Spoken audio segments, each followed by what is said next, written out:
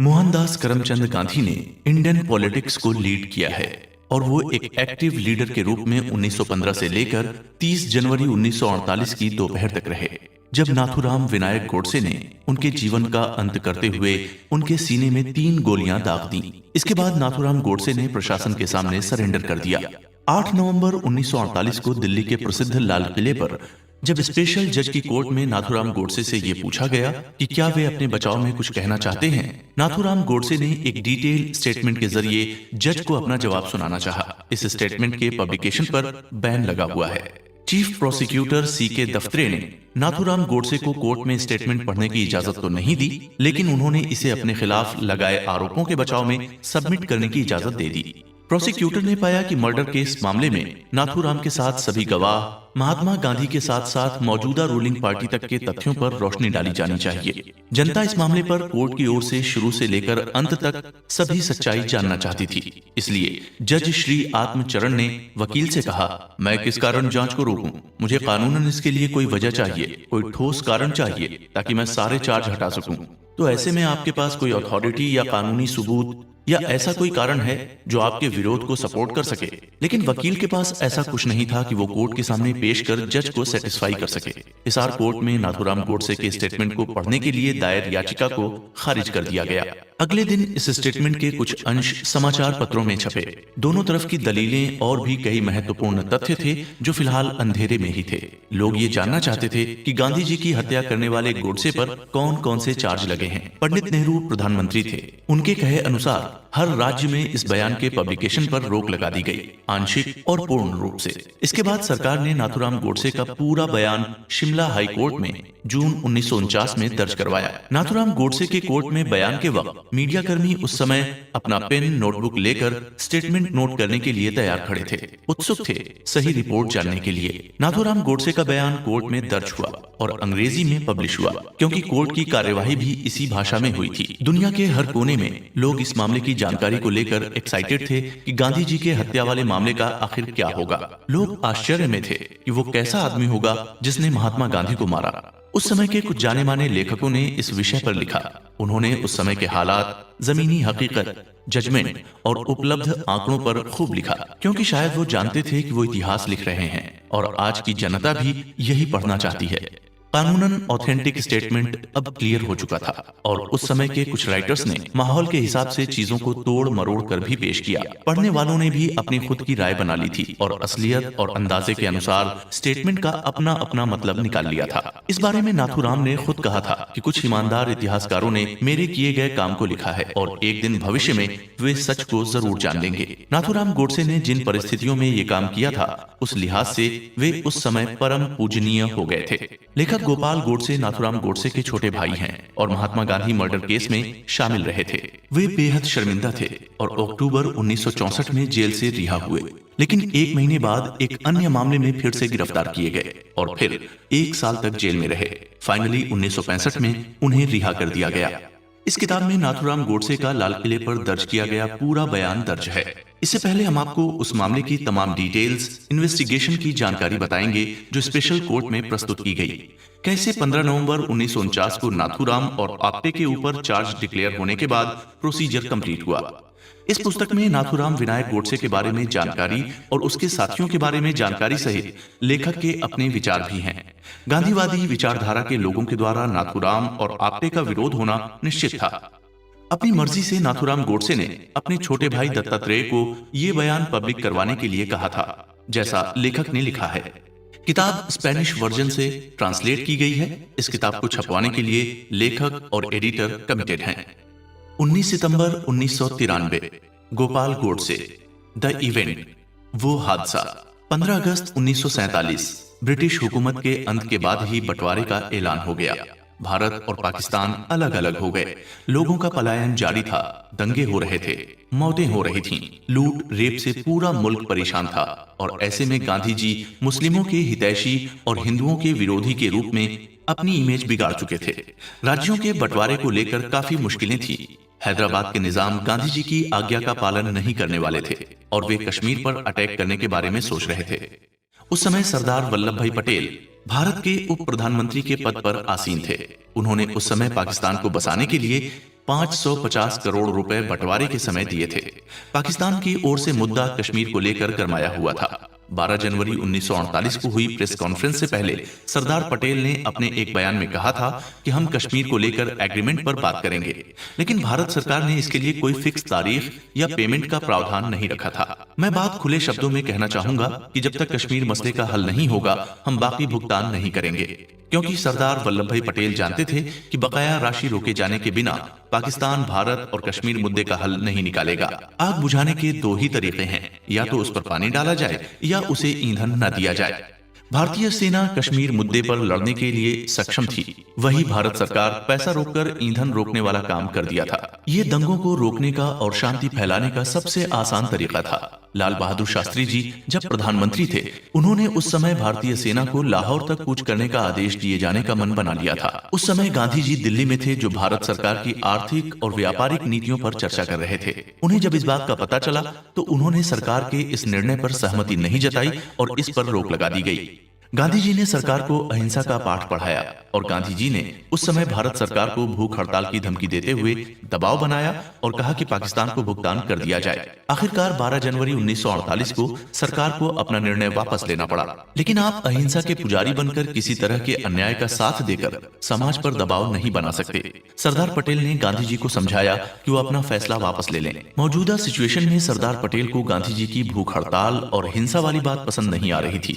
मौलाना आजाद ने अपनी किताब में इस बारे में लिखा है कि 13 जनवरी 1948 को गांधी जी ने भूख हड़ताल शुरू कर दी। परिणाम यह हुआ कि 17 जनवरी को सरकार ने गांधी जी की सारी बातें मान ली और वो पाकिस्तान को बकाया राशि देने के लिए राजी हो गई।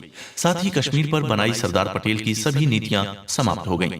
भारत सरकार द्वारा 17 जनवरी 1948 को जारी की गई प्रेस रिलीज में लिखा था कि देश की भलाई और गांधी जी की प्रार्थना को ध्यान में रखते हुए भारत सरकार सारे विवादों को भुलाते हुए अपनी ओर से लगाए तमाम नियम कायदे कानून हटाती है। Page number 8। सरकार ने तत्काल गांधी जी की इमेज सुधारने हेतु माहौल तैयार किया और उन्होंने देश के लिए जो किया वो लोगों को याद दिलाते हुए सारी चीजें भुलाने की कोशिश की। सरकार ने तुरंत ही पाकिस्तान को दी जाने वाली शेष राशि के लिए एग्रीमेंट तैयार किया और उसे जमीन पर लागू करने के लिए राशि भेजी। लेकिन कश्मीर का मुद्दा अभी भी जहां का तहां ही था। नाथूराम विनायक गोडसे और नारायण दत्तात्रेय आप्टे ने उस समय हिंदू राष्ट्र नाम से एक डायरी लिखी, जो शायद एक पुरानी किताब अग्रणी का नया रूप था। आजादी से पहले, मतलब 15 अगस्त 1947 से पहले ही देश में एक मुस्लिम राष्ट्र की जरूरत महसूस होने लगी थी, जो भारतीयों की आत्मा को लगातार कचोट रही थी। आए दिन न्यूज़पेपर में इसको लेकर वैचारिक मतभेद वाले आर्टिकल छप रहे थे। 12 जनवरी 1948 की खबर है कि गांधी जी ने पाकिस्तान को बकाया राशि दिए जाने हेतु उपवास शुरू कर दिया था और नाथूराम गोडसे इस चीज को अच्छी तरह से जानते थे कि गांधी जी मुसलमानों के हित के लिए हिंदुओं से लड़ने को तैयार हैं। क्योंकि गांधी जी के दबाव और प्रभाव से भारत सरकार ने अपना निर्णय वापस लेते हुए पाकिस्तान को 550 करोड़ रुपए देने की हामी भर दी थी। इन सब के बाद नाथूराम के दिमाग में कुछ और ही चल रहा था। वो सोच रहे थे कि आगे जाकर इस तरह का इंटरफेयर गांधी जी भारत सरकार के निर्णय में न करें तो बेहतर होगा, और इसके लिए नाथूराम गोडसे कोई भी रिस्क लेने के लिए तैयार थे, क्योंकि उनके अनुसार ये भारत के लिए जीने और मरने का प्रश्न था। 20 जनवरी 1948 को एक बम ब्लास्ट किया गया और उसके समीप ही गांधी जी की प्रार्थना सभा चल रही थी। मदन लाल पहवा उस समय वहां मौजूद थे, जो बंटवारे के समय एक प्रमुख गवाह भी थे। पुलिस को जानकारी मिली कि षड्यंत्र में मदन लाल भी शामिल थे। हालांकि मदन लाल का षड्यंत्र कामयाब नहीं हो सका, लेकिन गवर्नमेंट ने एहतियातन सिक्योरिटी बढ़ा दी थी। पुलिस के एक्टिव नेटवर्क की तरह पूरे भारत में कई लोगों को गिरफ्तार किया गया और ये सिलसिला अगले 10 दिन तक जारी रहा। आखिरकार 30 जनवरी 1948 को ठीक 5 बजे जब गांधी जी अपनी प्रार्थना सभा के ग्राउंड के चक्कर काटकर लौट रहे थे, तभी बिरला हाउस में नाथूराम विनायक गोडसे ने लगातार 3 गोलियां चलाते हुए गांधी जी के सीने को छलनी कर दिया। उनके सीने से बहता हुआ लहू सीधे जमीन पर आ गिरा। 20 मिनट तक इसी हालत में छटपटाते रहे और अंतिम सांसें गिन रहे थे। गोली चलाने के ठीक बाद नाथूराम गोडसे ने अपनी बंदूक जमीन पर रखी और खुद ही पुलिस को कॉल किया। उन्होंने पुलिस के सामने आत्मसमर्पण कर दिया। नाथूराम शुरू से सब कुछ जानते थे और उन्होंने सब कुछ जानबूझकर किया था। उन्होंने पुलिस के सामने अपना जुर्म कबूल कर लिया। लेखक के अनुसार उस समय नाथूराम गोडसे के सिर पर पागलपन, कट्टरवाद और आक्रोश सवार था, इसलिए उन्होंने इस घटना के तुरंत बाद आत्मसमर्पण तक का प्लान बना लिया था। क्योंकि उन्हें गिरफ्तार करने वाले पुलिस और प्रशासन ने तुरंत ही यह भी पुख्ता किया कि क्या वे किसी तरह के मानसिक या शारीरिक बीमारी से ग्रस्त तो नहीं हैं। लेकिन पुलिस ने पाया कि नाथूराम गोडसे पूर्ण रूप से स्वस्थ है और वो दिमागी तौर पर बिल्कुल ठीक है। गिरफ्तारी के तुरंत बाद नाथूराम गोडसे की तरफ से रिक्वेस्ट की गई कि उन्हें डॉक्टर को दिखाया जाए। जब डॉक्टर नाथूराम का चेकअप कर रहे थे तो उन्होंने डॉक्टर से भी यही कहा कि डॉक्टर जल्दी से मेरा कंप्लीट चेकअप कीजिए। मेरी पल्स, हार्ट बीट सब कुछ नॉर्मल है और काम कर रहे हैं। तुगलक रोड के पार्लियामेंट स्ट्रीट में गिरफ्तारी से पहले नाथूराम कुछ समय के लिए विचलित हो गए थे। लोग उन्हें देखने के लिए भीड़ जमा कर रहे थे। नाथूराम जेल के अंदर आगे पीछे चलते हुए कभी सलाखों के पास आ रहा था तो कभी दीवार के पास जा रहा था। आप सुन रहे हैं कोको एफएम, गोपाल गोडसे के द्वारा लिखी किताब why I killed Mahatma Gandhi. मैं हूं आरजे असर। कोको एफएम सुने जो मन चाहे। कई बार वक्त बहुत देर तक सलाखों के पास खड़ा लोगों को घूरता रहा। एक शख्स को देखकर उसने कहा, मुझे लगता है कि आप देवदास गांधी हैं। हाँ, तुमने मुझे कैसे पहचाना और ये सवाल कैसे किया? हम हाल ही में एक प्रेस कॉन्फ्रेंस में मिले थे। आप वहां द हिंदुस्तान टाइम्स के एडिटर के तौर पर आए हुए थे। बिल्कुल सही हैं। और आप?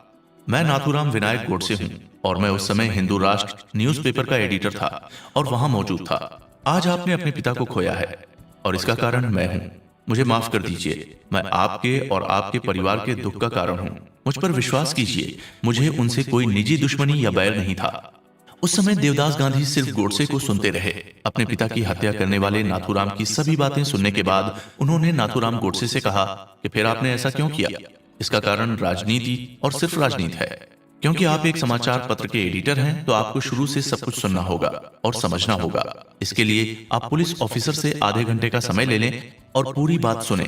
लेकिन पुलिस 1 मिनट का समय देने से भी इनकार कर दिया। पेज नंबर 11, गिरफ्तारी, स्पेशल कोर्ट और पुलिस की जांच। नाथूराम गोडसे ने गांधी जी की हत्या के बाद तुरंत अपने आप को पुलिस के हवाले कर लिया था और उसी रात से उसके खिलाफ इन्वेस्टिगेशन शुरू हो चुकी थी। लोगों में उसके प्रति बहुत गुस्सा था। नाथूराम का संबंध ना तो बंगालियों से था, ना ही सिंधियों से, ना पंजाबियों से और ना ही रिफ्यूजियों से। वहीं अमृतसर, अंबाला, कोलकाता, कानपुर जैसे शहरों में खुलेआम खुशी मनाई जा रही थी।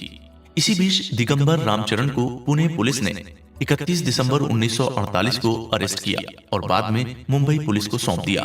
देश भर में हजारों गिरफ्तारियां हुई, जिनमें वीडी सावरकर भी एक थे और वहीं से सावरकर का नाम गांधी जी की हत्या के मामले से जुड़ गया। गांधी जी की हत्या के 10 दिन पहले ही 20 जनवरी को मदन लाल पहवा बम ब्लास्ट के मामले में अरेस्ट किए गए थे। इस मामले में जांच को लेकर कोई भी जानकारी मेरे पास उपलब्ध नहीं है। मैं गोपाल गोडसे 2 फरवरी 1948 को अपनी पत्नी को अलविदा कहते हुए घर छोड़ रहा था। मैंने अपनी पत्नी को सिर्फ ये कहा था कि मेरी गिरफ्तारी किसी भी समय हो सकती है। मैं अपना ठिकाना पुणे के उपनगर खड़की को बनाया। फिर 5 फरवरी 1948 को मैं खड़की से कामसीट आ गया और कामसीट से उक्सन पहुंच गया, जो कामसीट से 10 मील दूर था। जब मैं आधा सफर तय कर चुका था तब मैंने देखा कि पुलिस मेरा पीछा कर रही है। मुझे पकड़ लिया गया और अब मैं पुलिस की जीप में था। 6 फरवरी 1948 के दिन मुंबई में रामचंद्र जी के नौकर शंकर किस्तया क्रिमिनल इन्वेस्टिगेशन डिपार्टमेंट के ऑफिस में आया। अब मैं गिरफ्तार किए गए नाना आप्टे और करकरे का साथी था, जिन्हें मुंबई पुलिस ने 13 और 14 फरवरी 1948 को अरेस्ट किया था। अब हम सभी ग्वालियर किले के जेल में कैदी बन चुके थे। 25 मई 1948 को हम सभी क्रिमिनल इन्वेस्टिगेशन डिपार्टमेंट के ऑफिस में थे। सावरकर की तबीयत उस दिन ठीक नहीं थी तो उन्हें अगले दिन यानी 26 मई 1948 को दिल्ली ले जाया गया और फिर ऑर्थर हाईवे के जेल में रखा गया। 27 जनवरी 1948 को हम सभी लाल किले के स्पेशल जेल में पहुंच चुके थे, जहां हम सभी सावरकर और डॉक्टर परचुरे से मिले।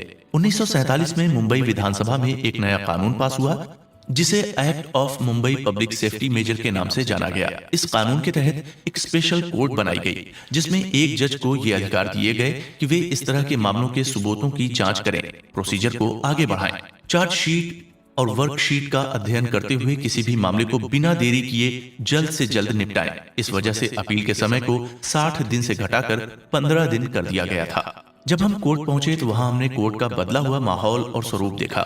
ये 27 मई 1948 की सुबह से जब एक विशालकाय कोर्ट रूम में हमारा प्रवेश हुआ, जो लगभग 100 फीट लंबा, 22 फीट चौड़ा एक बड़ा सा कमरा था। महात्मा गांधी हत्याकांड अपने आप में बहुत महत्वपूर्ण और गंभीर मामला था, इसलिए भारत सरकार खुद इसमें पूरी तरह इन्वॉल्व थी। जब 10 बजने में 1 मिनट बाकी था, तब जज के आने की सूचना हमें दी गई। फोटोग्राफरों ने अपने कैमरे संभाल लिए थे ताकि वो जज को कवर कर सकें। जज के आते ही उन पर कैमरे की तेज रोशनी और फ्लैश एक के बाद एक चमकने लगे। श्री सी के दफ्तरी खड़े होकर जज को नमस्कार करते हैं और फिर कोर्ट रूम में चार्जशीट पढ़ी जाती है। Page number 13। गवाहों के स्टेटमेंट दर्ज करने के लिए 2 जून 1948 को कोर्ट की तारीख लगी। 3 जून दोबारा हम कोर्ट में पेश हुए और उसके बाद हमारे ठिकाने फिक्स हो चुके थे। गवाहों के बयानों की कॉपी श्री अनाराम भोपटकर को सौंप दी गई, जो पहले से ही तय था। भोपटकर सावरकर के वकील थे। जमुना दास मेहता और अन्य वकील सावरकर के वकील को असिस्ट कर रहे थे। 22 जून 1948 को हमारे खिलाफ चार्ज लगाए गए। कोर्ट ने हमसे कहा था कि यदि हम अपने ऊपर लगाए हुए चार्ज को सही माने तो सजा कम हो सकती है। श्री सी के दफ्तरे, जो कि पब्लिक मिनिस्ट्री के अध्यक्ष हैं, उन्होंने इस मामले में कोर्ट से गुजारिश की कि सरकारी वकील मौके वारदात पर जाकर मुआयना करें।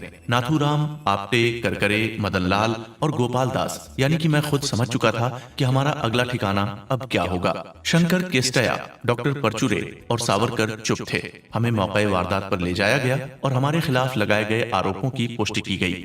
थोड़ी बहुत पूछताछ के बाद ही अथॉरिटी हमें लेकर वहां से तुरंत निकल गई। गांधी जी की मृत्यु भारतीय इतिहास के एक अध्याय के खत्म हो जाने जैसा था। एक ऐसा व्यक्ति दुनिया छोड़ चुका था जिसने आज तक राष्ट्र की सेवा की और भारतीय राजनीति पर आधिपत्य रखा। बंटवारे के शिकार देश में हिंदू मुस्लिम यूनिट्स की संख्या बढ़ चुकी थी और अब उनके घाव देखने के लिए गांधी जी भी नहीं थे। शांति को पसंद करने वाले देश में लोगों की जान जोखिम में आ गई थी। अहिंसा को ताक पर रखकर हर कहीं खून नजर आ रहा था। पार्टीशन के समय निर्दोषों पर अत्याचार हुए और एक बहुत भयानक माहौल में लोग जीने को मजबूर थे। बहुत सारा खून बहाया गया और कई लोगों को इसकी कीमत चुकानी पड़ी। दिन ब दिन बिगड़ते हालात में स्वार्थी नेता अपनी रोटी सेक रहे थे। Page number 15। हमारे खिलाफ आरोप तय हो चुके थे और देश में अराजकता का माहौल फैल चुका था। ऐसे में राजनीति नेताओं की गलत नीयत का शिकार हो रही थी। नाथूराम गोडसे और नारायण आप्टे उस समय समाचार पत्र के एडिटर और सीईओ के पद पर थे। समाचार पत्र का नाम था हिंदू राष्ट्र न्यूज़पेपर। अब हमें मुंबई, दिल्ली और ग्वालियर के कोर्ट में घुमाया जा रहा था। हम पर एक आरोप यह भी था कि मैं खुद, करकरे, मदन लाल पहवा, दिगंबर बड़के और शंकर दिल्ली के मरीना होटल में जनवरी 1948 में मिले थे। लेकिन इस बात का कोई ठोस सबूत नहीं है सिवाय दिगंबर बड़के की जानकारी के अलावा। मरीना होटल के एक गवाह ने हमारे खिलाफ गवाही दी। ये बात 20 जनवरी 1948 की है। एक टैक्सी ड्राइवर जिसने नाथूराम गोडसे, नारायण आप्टे, मुझे और करकरे के साथ साथ दिगंबर और शंकर को होटल से दोपहर में बिरला हाउस छोड़ा था और फिर वहां से तीनों लोगों को कनॉट प्लेस छोड़ा। प्रोसिक्यूशन ये साबित करना चाहता था कि डॉक्टर परचुरे ब्रिटिश लोगों से मिले हुए हैं और वे इस पॉइंट पर अड़े हुए थे। ग्वालियर में उन पर हथियार रखने संबंधी धाराएं लगाई गईं। उनके पास पाए गए हथियारों से यह साबित हो गया कि वो अखंड भारत के लिए खतरा हैं। नाथूराम गोडसे, नारायण आप्टे, करकरे और मैं खुद कई बार वकील से मुलाकात कर चुके थे। सबूत वीर सावरकर के खिलाफ थे और कुल 149 गवाहों की गवाही हुई। सबूतों को इकट्ठा कर कुल मिलाकर 720 पन्नों की फाइल बनी। 8 नवंबर 1948 को नाथूराम विनायक गोडसे ने बचाव में लिखित और विस्तृत स्टेटमेंट पेश किया। इसके दफ्तरे ने एक लंबा स्टेटमेंट तैयार किया था। स्पेशल जज ने उन्हें इस बात की इजाजत दी थी और कहा था कि आगे बढ़ो और अपना बयान तैयार करो। चार्जशीट पर दिए गए जवाब, नाथूराम विनायक गोडसे का नाम इस चार्जशीट में पहले आरोपी के रूप में मेंशन किया गया। किसी भी तरह के चार्ज लगाने से पहले मैं आदर के साथ ये कहना चाहूंगा कि कानूनन किसी भी संस्था के खिलाफ इस तरह का ट्रायल नहीं किया जा सकता। 20 जनवरी 1948 और 30 जनवरी 1948 दो अलग अलग वाकये हैं जिन्हें एक साथ मिलाना सही नहीं है। मुख्य चार्जशीट में आरोपियों के खिलाफ कई तरह के चार्ज लगाए हुए हैं जो कि उन पर अकेले भी हैं और उनके साथियों पर भी। इस हिसाब से ये भारतीय कानून के अनुसार सजा के हकदार हैं। चार्जशीट में यह भी लिखा गया कि 20 जनवरी और 30 जनवरी जो कुछ भी हुआ इसका आपस में कनेक्शन है और गांधी जी की हत्या के लिए जिम्मेदार है। ये बात साफ जाहिर है कि 20 जनवरी 1948 को हुई घटना अलग है। 30 जनवरी को गांधी जी की हत्या हुई उसका इस बात से कोई कनेक्शन नहीं है। सबसे मुख्य आरोप जो चार्जशीट में मेंशन किया गया है वो है मेरे द्वारा गांधी जी की हत्या किया जाना। मैं मानता हूं कि मैंने ये अपराध किया है और मैं यहाँ ये भी क्लियर कर दूं कि इस केस में किसी अन्य का हाथ नहीं है। मैं यहाँ एक बात और साफ तौर पर कहना चाहूंगा कि प्रोसीडिंग के दौरान जो भी सबूत मेरे खिलाफ इकट्ठा किए गए हैं वो ये साबित नहीं करते कि अपराध मैंने किया है। केवल गवाहों के बयानों के आधार पर इसे माना जा रहा है। चार्जशीट पर लिखी धाराओं के अनुसार हम पर हथियारों के ट्रांसपोर्टेशन और कलेक्शन का इल्जाम भी है जो अवैध है। मैं इस इल्जाम से भी इनकार करता हूं कि मैंने कभी cotton powder sheet, hand grenades, fuse, pistol, revolver जैसी चीजों का ट्रांसपोर्ट किया। मैंने या मेरे साथ मौजूद किसी अन्य ने 20 तारीख तो क्या कभी भी इस तरह का कोई काम नहीं किया है। इसलिए मैं इंडियन आर्मी एक्ट और हथियार रखने संबंधी किसी भी धारा का दोषी नहीं हूं। मुझ पर आरोप सिद्ध करने का मुख्य आधार गवाह नंबर 57 दिगंबर बड़गे के बयान को माना जा रहा है। लेकिन चार्जशीट के पैराग्राफ नंबर 6 में साफ लिखा है कि वो अनबिलीवेबल गवाह है। मैं मानता हूं कि मैं गवाह नंबर 57 को जानता हूं, लेकिन यह भी सत्य है कि मैंने कई सालों से उससे मुलाकात नहीं की और न ही कभी उसके घर गया हूं। उनका कहना है कि वो हिंदू राष्ट्र के मेरे ऑफिस पर 10 जनवरी को आए थे, लेकिन ये सरासर गलत है क्योंकि अपराधी नंबर 2 आपटे मेरे साथ थे और उनके अनुसार ये पूरी तरह गलत और झूठ है। मेरा ऑफिस है, हथियारों के लेन देन संबंधी जो आरोप लगाए गए हैं वो भी झूठ है। मैं फिर से कहना चाहूंगा कि मैं 14 जनवरी 1948 को न तो दिगंबर से मिला न उन्हें मैंने देखा।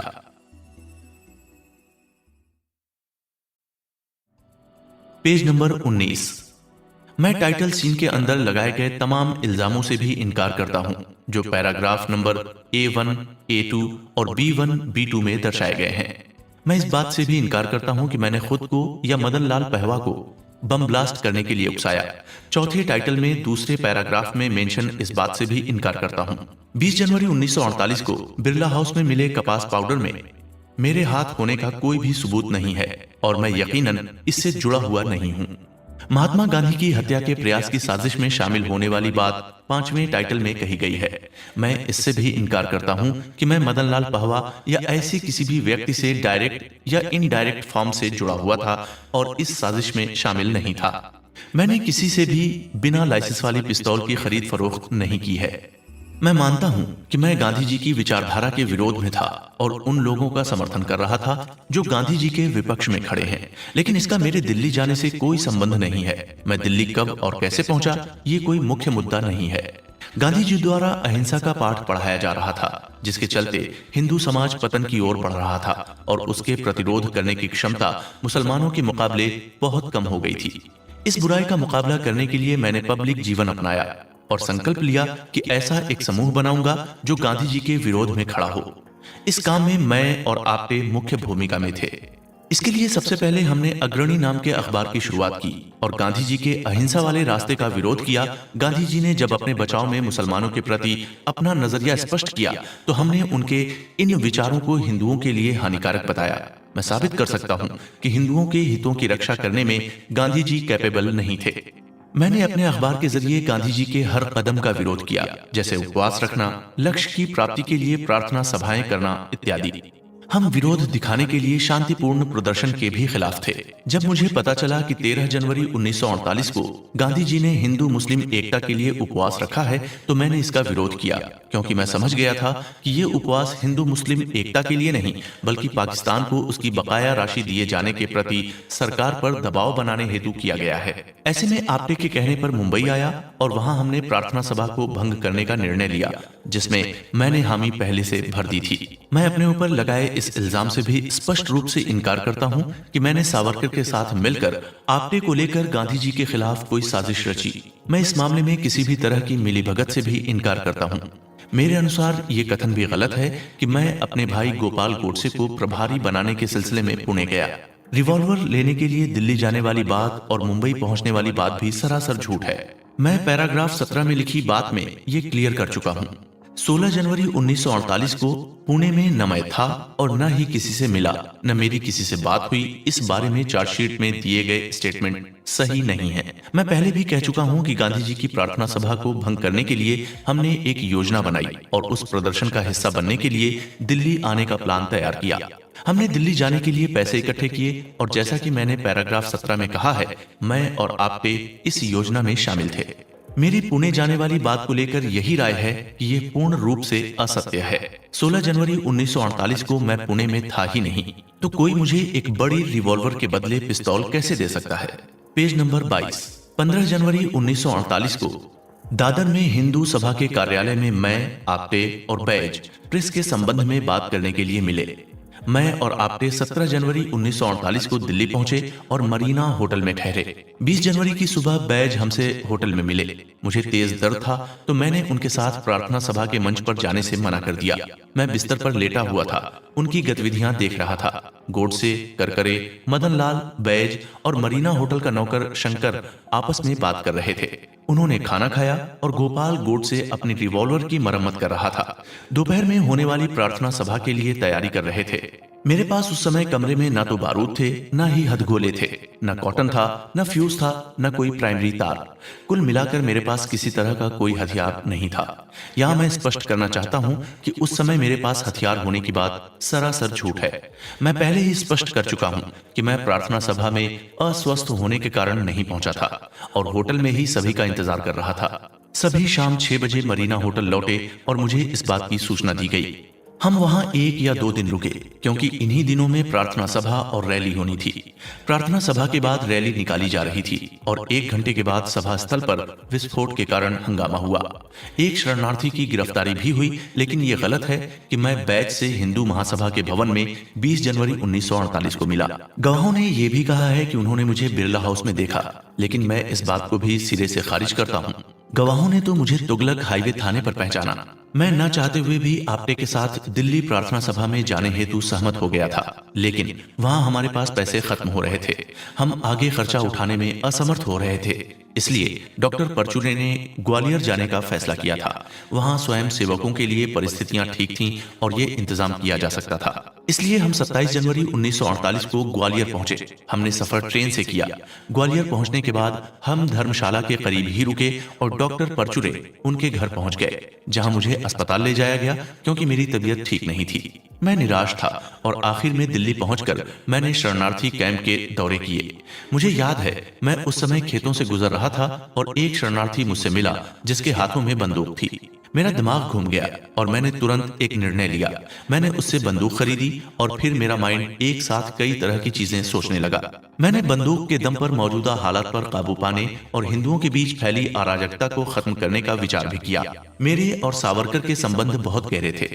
वो एक धार्मिक ब्राह्मण परिवार में जन्मे और उन्हें अपने हिंदू होने पर बेहद गर्व था। वहीं बचपन में मेरी भावनाएं भी कुछ इसी तरह की थीं, लेकिन जैसे जैसे मेरी उम्र बढ़ी मैं किसी के बस में नहीं रहा और मेरी सोच एकदम आजाद हो गई। मैं हूँ ऊंच नीच, जात पात और छुआछूत के सख्त खिलाफ था। जन्म पर आधारित भेदभाव के मैं सख्त खिलाफ था और इन्हें जड़ से मिटाने के लिए एक्टिव था। मैं सार्वजनिक रूप से जाति विरोधी आंदोलन में शामिल हुआ और मेरा मानना था कि सभी हिंदुओं के साथ एक जैसा व्यवहार होना चाहिए।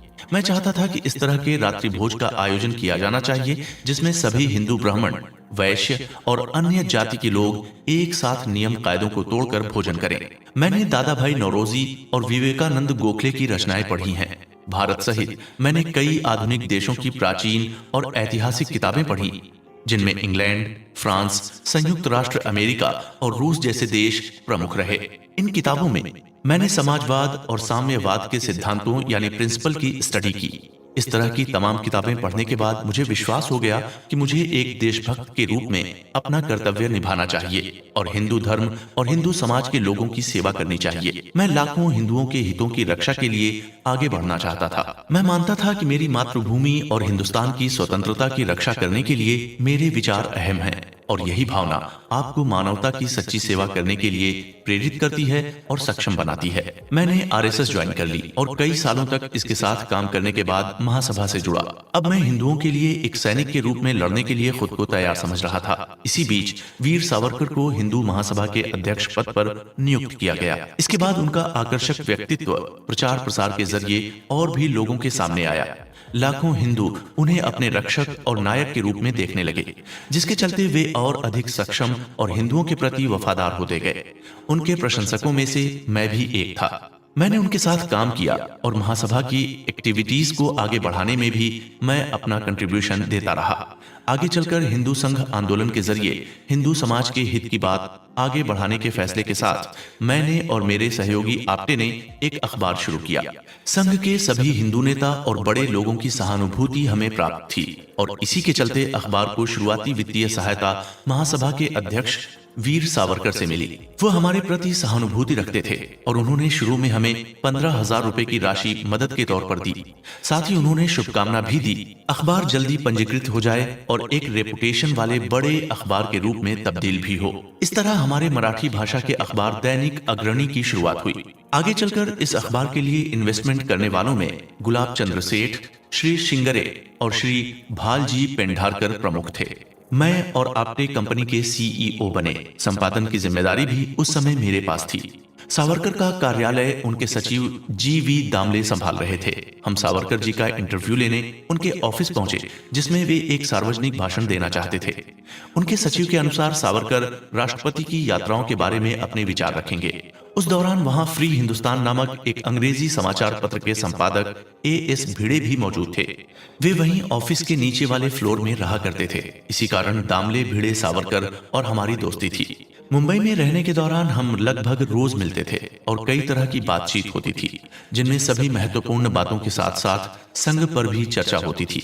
इन्हीं दोस्ताना संबंध के चलते हमें कई बार अखबार के लिए एडवर्टाइजमेंट मिलते थे। सावरकर सदन में ये महफिल लगभग रोजाना ही लगती थी। सावरकर उस समय बड़ी शख्सियत बन चुके थे और ये हमारा सौभाग्य था कि हम उन्हें रोज मिलते थे। निजी तौर पर उनसे बातचीत भी किया करते थे। 3 साल पहले सावरकर की तबीयत अचानक इतनी बिगड़ गई कि उन्होंने बिस्तर पकड़ लिया। उनका जाना आना, बाहर निकलना सब कुछ बंद था और अब ये सिर्फ बिस्तर पर थे। उनकी सोशल एक्टिविटी लगभग समाप्त हो चुकी थी और उन्होंने ऑफिस आना भी लगभग बंद कर दिया था। अचानक से उनकी लीडरशिप हट जाने के बाद हिंदू महासभा की एक्टिविटी ठंडी पड़ गई थी। बिगड़ते हालातों को संभालने के लिए डॉक्टर मुखर्जी को अध्यक्ष बनाया गया और यहीं से महासभा कांग्रेस की गिरफ्त में आ गई। अब एक ओर महात्मा गांधी थे तो दूसरी ओर मुस्लिम लीग। मेरा सब्र धीरे धीरे टूट रहा था। मैंने सभी को पीछे छोड़कर अपने दम पर कांग्रेस और मुस्लिम लीग के खिलाफ लड़ाई छेड़ दी। कुछ पुराने नेता मेरे साथ थे तो कुछ मेरे विरोध में। सावरकर के बिना महासभा अधूरी लगने लगी और बचे हुए पुराने नेताओं पर मुझे इतना भरोसा कभी नहीं हुआ। देश के भीतर और विदेश में मुस्लिम लीग के खिलाफ युद्ध का कार्यक्रम तैयार किया जाने लगा और साथ ही मुकाबला था गांधी जी से। लगातार हमारा गुस्सा बढ़ता जा रहा था और इसी बीच प्रार्थना सभाओं में गांधी जी हिंदू मंदिरों में कुरान की आयतें पढ़ने लगे।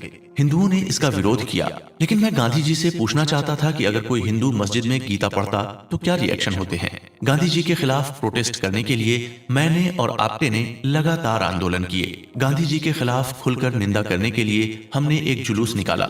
इस बात की खबर जब अगले दिन वीर सावरकर ने पढ़ी तो उन्होंने हमारे काम की सराहना की, लेकिन मुझे निजी तौर पर दोषी ठहराया और कहा कि इस तरह की अराजकता फैलाने का तुम्हें कोई अधिकार नहीं है। ये काम शांतिपूर्ण ढंग से भी हो सकता है। उन्होंने मुझसे कहा कि मैं इस तरह से कांग्रेसियों की सभा समाप्त करने की तुम्हारे कदम को सही नहीं मानता। पर्सनली तुम गांधी जी को पसंद नहीं करते हो, लेकिन इस कारण तुम किसी पार्टी और किसी सभा को भंग नहीं करोगे। उन्होंने किसी भी दल द्वारा ईगल एक्टिविटी किए जाने का सख्त विरोध किया। इसके बाद दूसरी सबसे बड़ी घटना घटी जब बंटवारे का डिसीजन लिया गया।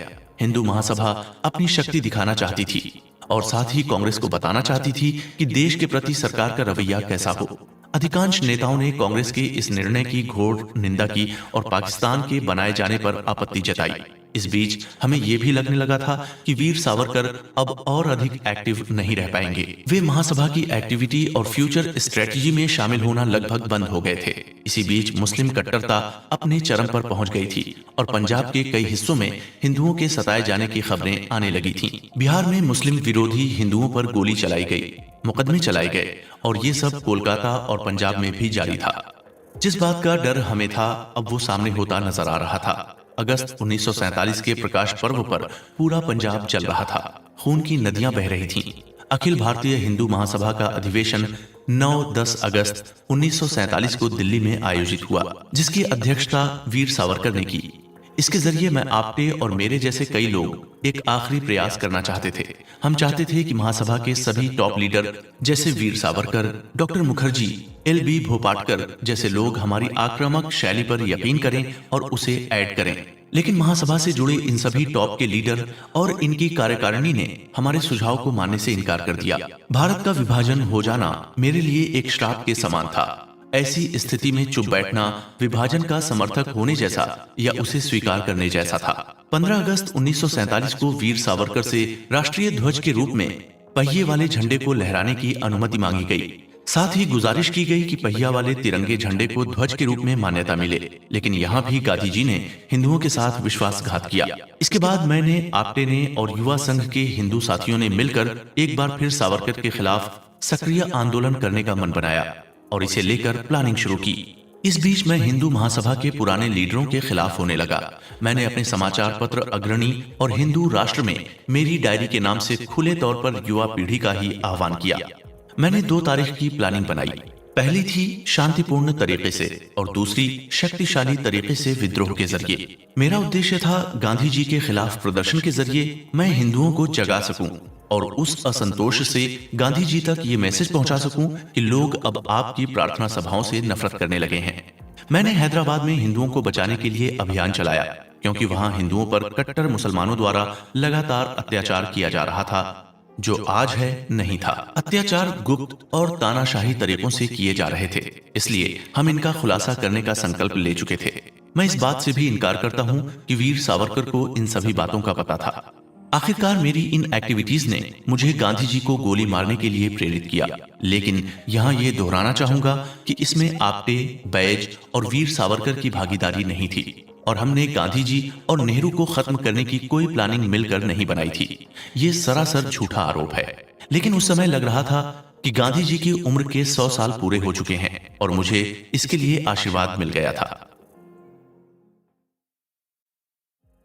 Page number 32, part 2, Gandhi ji की नीतियों का खुलासा, सेक्शन 1। 30 जनवरी 1948 से पहले का माहौल एकदम अलग था। यहां मैं पॉलिटिकल सिनेरियो की बात कर रहा हूं। गांधी जी गीता, कुरान, बाइबिल जैसे धर्म ग्रंथों का पाठ कर प्रार्थना सभाएं कर रहे थे। मुझे इसमें कोई आपत्ति भी नहीं थी और ना मेरी उनसे कोई ऐसी शत्रुता थी, बल्कि मैं तो इसे उनकी एक योग्यता मानता था। मेरे लिए मेरी मातृभूमि अभिन्न है और कई लोग कई धर्मों को मानते हुए इस पर स्वतंत्र रह रहे हैं। भारत में हिंदुओं की संख्या सबसे अधिक है। हिंदुस्तान की पवित्र भूमि हिंदुओं के लिए और हिंदू हिंदुस्तान के लिए उनकी प्रसिद्धि, महिमा, संस्कृति, कला, विज्ञान, ज्ञान और दर्शन अद्भुत हैं। उनके बाद नंबर आता है मुसलमानों का, जो संख्या में सबसे अधिक हैं। अंग्रेजों के आने से पहले मुसलमान कभी भी इस एहसास से नहीं गुजरे जो अब महसूस कर रहे थे। गांधी जी ने लगातार मुस्लिम समुदाय और मुस्लिम लीग का समर्थन किया। ऐसे में अराजकता और अलगाववाद साल दर साल बढ़ता गया। 1916 में कांग्रेस ने लखनऊ संधि की, लेकिन इसके बाद में संविधान में इसे लेकर संशोधन किए गए। 1920 में लोकमान्य तिलक की मृत्यु के बाद कांग्रेस में गांधी जी का कद लगातार बढ़ता चला गया और वो टॉप पर आ गए। वे सत्य और अहिंसा के नारे के साथ लगातार आगे बढ़ रहे थे, जिसमें नया कुछ नहीं था, सिर्फ सार्वजनिक आंदोलन के अलावा। वैसे आप कल्पना कीजिए कि अगर आपको अपनी जिंदगी इस तरह के प्रिंसिपल के साथ जीना पड़े तो क्या वास्तव में अपने रिश्तेदारों का सम्मान करेंगे, उनसे इस तरह से प्यार कर पाएंगे या फिर देश हित को नजरअंदाज करेंगे? मेरे हिसाब से अन्याय और आक्रामकता के खिलाफ सशस्त्र प्रतिरोध अन्याय नहीं है। आप बेशक दुश्मन को हरा नहीं सकते, लेकिन विरोध करना आपका धार्मिक और नैतिक कर्तव्य है। इसी सिद्धांत पर राम ने रावण से युद्ध किया था, श्री कृष्ण ने कंस को समाप्त किया और अर्जुन ने महाभारत के युद्ध में अपने कई भाइयों और मित्रों का वध किया। राम, कृष्ण, अर्जुन सभी ने हिंसा की, तो क्या वे दोषी थे? नहीं, उन्होंने वीरों की तरह लड़ाई लड़कर अपना कर्तव्य निभाया। आज तक कई वीरों ने हमारे देश में इस तरह के हमलों का विरोध किया है। विदेशी अत्याचारों के खिलाफ, आक्रमणकारियों के खिलाफ, मातृभूमि की रक्षा के लिए कई लोगों ने नेतृत्व किया और अपना कर्तव्य निभाया। ऐसे में गांधी जी के अनुयायियों के लिए ये उदाहरण इसलिए दिए जा रहे हैं। शिवाजी, राणा प्रताप, गुरु गोविंद सिंह जी से उनकी तुलना कैसे कर सकते हैं? ब्रिटिश हुकूमत के बाद भारत का बंटवारा और फिर मुस्लिम हिंसा के जरिए गांधी जी की मौत का फायदा उठाने की कोशिश की जा रही है, जो सिर्फ और सिर्फ स्वार्थ है। मेरे हिसाब से गांधी जी एक हिंसक शांतिवादी थे, जिन्होंने सत्य और अहिंसा के नाम पर देश को बड़ी मुसीबत में डाल दिया। मैंने इस स्टेटमेंट में पहले भी कहा है कि राजनीतिक गतिविधियों को गांधी जी ने 3 भागों में बांटा है। 1914 के अंत में वे इंग्लैंड से भारत आए और इंडियन पॉलिटिक्स ज्वाइन कर ली। अहमदाबाद में साबरमती नदी के तट पर उन्होंने आश्रम बनाया और अपने काम शुरू किए। सत्य और अहिंसा के प्रिंसिपल बनाए और ऐसा करके वे मुसलमानों को खुश कर रहे थे। उनके सत्य और अहिंसा के आदर्श तारीफ के काबिल थे, लेकिन उनका लाइफ में उतारा जाना ज्यादा जरूरी था। आगे मैं आपको स्पष्ट कर दूंगा कि उन्होंने ही इन आदर्शों का उल्लंघन भी किया और उन्हें इस बात पर घमंड था। गांधी जी के राजनीतिक जीवन को 3 भागों में बांटा जा सकता है। पहला दौर था 1915 से 1940 के बीच का समय। दूसरे दौर की अगर हम बात करें तो 1940 से 3 जून 1947 तक, जब उनके कहने पर कांग्रेस ने जिन्ना के सामने घुटने टेक दिए थे और पाकिस्तान को स्वीकार कर लिया था। गांधी जी का राजनीतिक जीवन का तीसरा भाग मेरे अनुसार विभाजन की तारीख से लेकर उनकी मौत का दिन तक चला। उन्होंने सरकार के खिलाफ आमरण अनशन किया और भारत सरकार को पाकिस्तान को 550 करोड़ रुपए का भुगतान करना पड़ा। गांधी जी जब 1914 के अंत में अफ्रीका से भारत लौटे थे तो उस समय वो बहुत रेपुटेटेड लीडर बन चुके थे। उन्होंने वहां गोरों के अत्याचारों को खत्म कर अश्वेतों को समान अधिकार दिलवाए थे। इस बात को लेकर मुसलमानों, पारसियों और हिंदुओं ने मिलकर गांधी जी की प्रशंसा की। अफ्रीका में भी इज्जत कमा कर लाए और भारत का नाम रोशन किया। उनकी सादगी, भक्ति और परोपकार की प्रशंसा की गई। उन्होंने लोगों को नस्ली भेदभाव के खिलाफ बलिदान और गंभीरता से लड़ना सिखाया। इसी कारण उन्हें पूरे भारत का प्यार मिला। लेकिन भारत में उन्होंने ऐसा कुछ नहीं किया। फूट डालो और शासन करो की नीति ने भारत को भी 2 हिस्सों में बांट दिया, हिंदू और मुसलमान। गांधी जी के सामने ये बड़ी समस्या थी, क्योंकि उन्होंने दक्षिण अफ्रीका में ऐसा कुछ नहीं देखा था। दक्षिण अफ्रीका के हालात सरल थे, लेकिन भारत में सांप्रदायिकता चरम पर थी। हिंदू और मुसलमानों को अलग अलग नेतृत्व देना बहुत ज्यादा कठिन था। अधिकांश भारतीय नेता इसके आदी थे। वो खुद इसी के चलते बैठे हुए थे। उन्हें देश से कोई लेना देना नहीं था और वो बंटवारे वाली राजनीति कर रहे थे। उनका सिर्फ एक ही लक्ष्य था, भारत में सबसे ऊंची कुर्सी पर बैठना, लीडरशिप में सबसे टॉप पोजीशन हासिल करना। दादा भाई नौरोजी, सर फिरोज शाह मेहता, लोकमान्य तिलक, जी के गोखले भी उतने ही सम्मानित थे जितने गांधी जी। लेकिन समय के साथ साथ ये सभी हटाए गए और गांधी जी टॉप पोजीशन में आ गए। 1920 में लोकमान्य तिलक की मृत्यु के बाद गांधी जी सबसे ऊपर थे। नेशनल डेमोक्रेटिक फ्रीडम को छोड़कर गांधी जी सिर्फ एकता की बात कर रहे थे, जिसका उस समय कोई मतलब नहीं था। 1919 में गांधी जी मुसलमानों को रियायत देने और सरकारी सुविधाएं देने के प्रति जुनून से काम कर रहे थे। उन्होंने मुसलमानों का भरोसा जीत लिया था और वे उनसे वादे किए जा रहे थे। पूरे भारत के मुसलमान नेता गांधी जी के भक्त बन गए थे। मुसलमान लगातार गांधी जी की प्रशंसा कर रहे थे और आगे बढ़ रहे थे। उन्हें सरकारी रियायत और छूट मिलती जा रही थी। मुसलमान राष्ट्रीय एकता के लिए कुछ नहीं कर रहे थे, वे सिर्फ खुद के लिए सोच रहे थे और लगातार हिंदुओं को मार रहे थे, धर्मांतरण कर रहे थे, आगजनी और बलात्कार कर रहे थे। कुछ समय बाद गांधी जी को भी हिंदू मुस्लिम एकता की असलियत का अंदाजा हो गया और खिलाफत आंदोलन असफल रहा। इसके बाद मुसलमान और अधिक कट्टर हो गए और हिंदुओं पर अत्याचार करने लगे। लेकिन गांधी जी की जिद अभी भी हिंदू मुस्लिम एकता को लेकर कायम थी। उन्हें सरकार की तरफ से आजादी की लड़ाई में शामिल होने और इस्लाम के अनुयायी होने के इनाम मिलते जा रहे थे। मुस्लिम एक अलग ही मानसिकता के साथ हिंदुओं पर अत्याचार किए जा रहे थे। भ्रष्टाचार भी शुरू किया जा चुका था और गांधी जी इसके बावजूद भी हिंदू और मुस्लिम दोनों के नेता बनने की उम्मीद में अलग अलग तरीके आजमाते जा रहे थे। 1925 तक यह स्पष्ट हो गया था कि सरकार अपनी मनमानी करेगी। जिन्ना एक बार फिर वापसी की तैयारी कर रहे थे और कांग्रेस सरकार जिन्ना और मुसलमानों को रियायत दे रही थी। इसी दौरान मुंबई से सिंध अलग हुआ और गोल में सम्मेलन भी आयोजित किया गया, जहां अल्पसंख्यकों पर कई सवाल उठे और जिन्ना उनका जवाब देते हुए इस स्थिति का फायदा उठाते हुए 1935 में जिन्ना ने फेडरेशन ऑफ इंडिया का निर्माण किया। 1939 से लेकर 1944 तक जिन्ना ने मुस्लिम अधिकारियों के लिए खुली लड़ाई लड़ी और अपना असली रूप दिखाया। 1940 में ही अप्रैल में जिन्ना ने 2 राष्ट्र के सिद्धांत की मांग कर ली थी। उन्हें इस बात का ध्यान था कि भारत में हर राज्य में हिंदू मुसलमान हैं, लेकिन इसके बावजूद उन्होंने विभाजन की बात छेड़ दी थी। गोरी सरकार इसी बात का इंतजार कर रही थी और युद्ध के दौरान हिंदू और मुसलमान अलग अलग हो चुके थे। दूसरी ओर हिंदू महासभा ने युवाओं को सैन्य प्रशिक्षण देने की आवश्यकता महसूस की और इस बात का विरोध अंग्रेज जानबूझकर कर रहे थे। बावजूद इसके महासभा ने वायुसेना, जल सेना और थल सेना में करीब 1.25 लाख हिंदू युवाओं को युद्ध प्रशिक्षण में महारथी बना दिया। 1942 में कांग्रेस ने भारत छोड़ो आंदोलन की शुरुआत गांधी जी के नेतृत्व में की। इस समय विश्व में कई परिवर्तन हो रहे थे। अप्रैल 1945 में जर्मन से जापान हार चुका था और उसी वर्ष जापान पर परमाणु बम गिराए गए। भारत छोड़ो आंदोलन अनसक्सेसफुल रहा और अंग्रेज अपनी जीत का जश्न मना रहे थे। वहीं जिन्ना ने अपनी हिंसा के साथ गांधी जी के अहिंसा को असफल कर दिया था। अखंड भारत के विभाजन का खामियाजा भारत छोड़ो आंदोलन को बंद करके चुकाना पड़ा।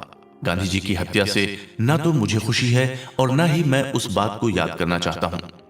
इससे पहले ही सांप्रदायिक एकता भारत के टुकड़े कर चुकी थी और महात्मा को बरगलाया जा रहा था। हिंदू मुस्लिम एकता का आधार ही नष्ट हो चुका था। करोड़ों भारतीय मुस्लिम अब हमारे नहीं रहे थे। उन्हें अल्पसंख्यक कहा जाने लगा था। हत्याएं हुई, कब्जे हुए, बलात्कार हुए, 110 लाख लोग बेघर हुए। उनमें से कम 4 मिलियन मुस्लिम भी थे। बावजूद इसके गांधी जी अपनी नीति पर कायम रहे, जिसे देखकर मेरा खून खौल गया।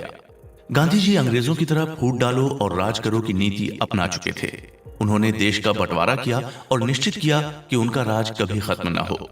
गांधी जी की नीतियों का खुलासा। सेक्शन 2। महात्मा गांधी की पॉलिसी अचूक थी।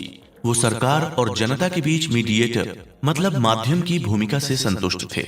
वे जानते थे कि आंदोलन कब करना है, उसे कब बंद करना है। इस मामले का मास्टरमाइंड थे।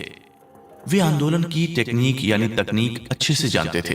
वे जानते थे कि आंदोलन आपदाओं का कारण बनेगी, राजनीति होगी, लेकिन परिस्थितियां नहीं बदलेंगी। गांधी जी उस समय खुद ही केस थे, खुद ही वकील थे और खुद ही जज। कांग्रेस पर उनका पूरा दबाव था और उन्होंने कांग्रेस को अपनी बुद्धि से जीत लिया था। मैं इस स्टेटमेंट में यह भी मेंशन करना चाहता हूं कि उन्होंने 25 सालों में कितनी गलतियां की और कितने गलत काम के दोषी वो हैं। उन्होंने नारों के जरिए षड्यंत्र रचे और लोग उनके पीछे भागते चले गए। खिलाफत शुरू हुई और प्रथम विश्व युद्ध के बाद तुर्की ने अफ्रीका और मध्य पूर्व के अपने साम्राज्य से हाथ धो बैठा। सुल्तान को पद छोड़ने के लिए मजबूर किया गया और फिर वो गायब हो गए। उनके साथ ही खिलाफत समाप्त हो गई। भारत में खिलाफत ने नए मुस्लिम नेताओं को जन्म दिया। गांधी जी ने खिलाफत आंदोलन के जरिए अपनी पहचान बनाने का आसान तरीका धर्म को बनाया। गांधी जी की ये सोच नई मुश्किलें और आपदा लेकर आई। मुसलमानों में अली बंधु सिर चढ़कर बोलने लगे और खिलाफत आंदोलन भारत में असफल रहा। कुछ समय बाद मुसलमानों ने फिर खिलाफत आंदोलन अपने दम पर शुरू किया और इसमें उन्होंने कांग्रेस को भी शामिल नहीं किया। एक बार फिर सक्सेस नहीं हुए और निराशा और गुस्से से भरे मुसलमान हिंदुओं पर टूट पड़े। दंगे हुए जिसमें अधिकतर पीड़ित हिंदू थे। जबरदस्ती सैकड़ों हिंदुओं को इस्लाम कबूल करवाया गया। महिलाओं के साथ बलात्कार किया गया और सांप्रदायिक राजनीति भारत में चरम पर थी। कांग्रेस सरकार हमलावरों के खिलाफ कार्रवाई करने की अनुमति नहीं दे रही थी। मुसलमानों ने 1924 में आर्य समाज पर हमला कर दिया। इस हमले का न कोई कारण था, न कोई ठोस वजह। गांधी जी इस पर भी चुप रहे, लेकिन उन्होंने आर्यों के प्रति अपने प्रेम का इजहार जरूर किया। पद और लीडरशिप की लालच में आर्य समाजियों को राजनीतिक खेल का हिस्सा बना लिया गया।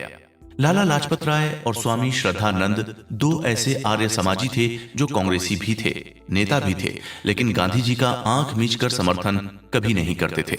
उन्होंने मुसलमानों का खुला विरोध किया। कुछ समय बाद ही स्वामी श्रद्धानंद जी की हत्या कर दी गई। हिंदू समाज सुधार की शुरुआत गांधी जी ने नहीं की थी। छुआछूत और विधवाओं के लिए दूसरी शादी की वकालत इससे पहले आर्य समाज कर चुका था। मुसलमानों के अत्याचारों को वक्त के साथ आर्य समाज के लोगों ने भुला दिया।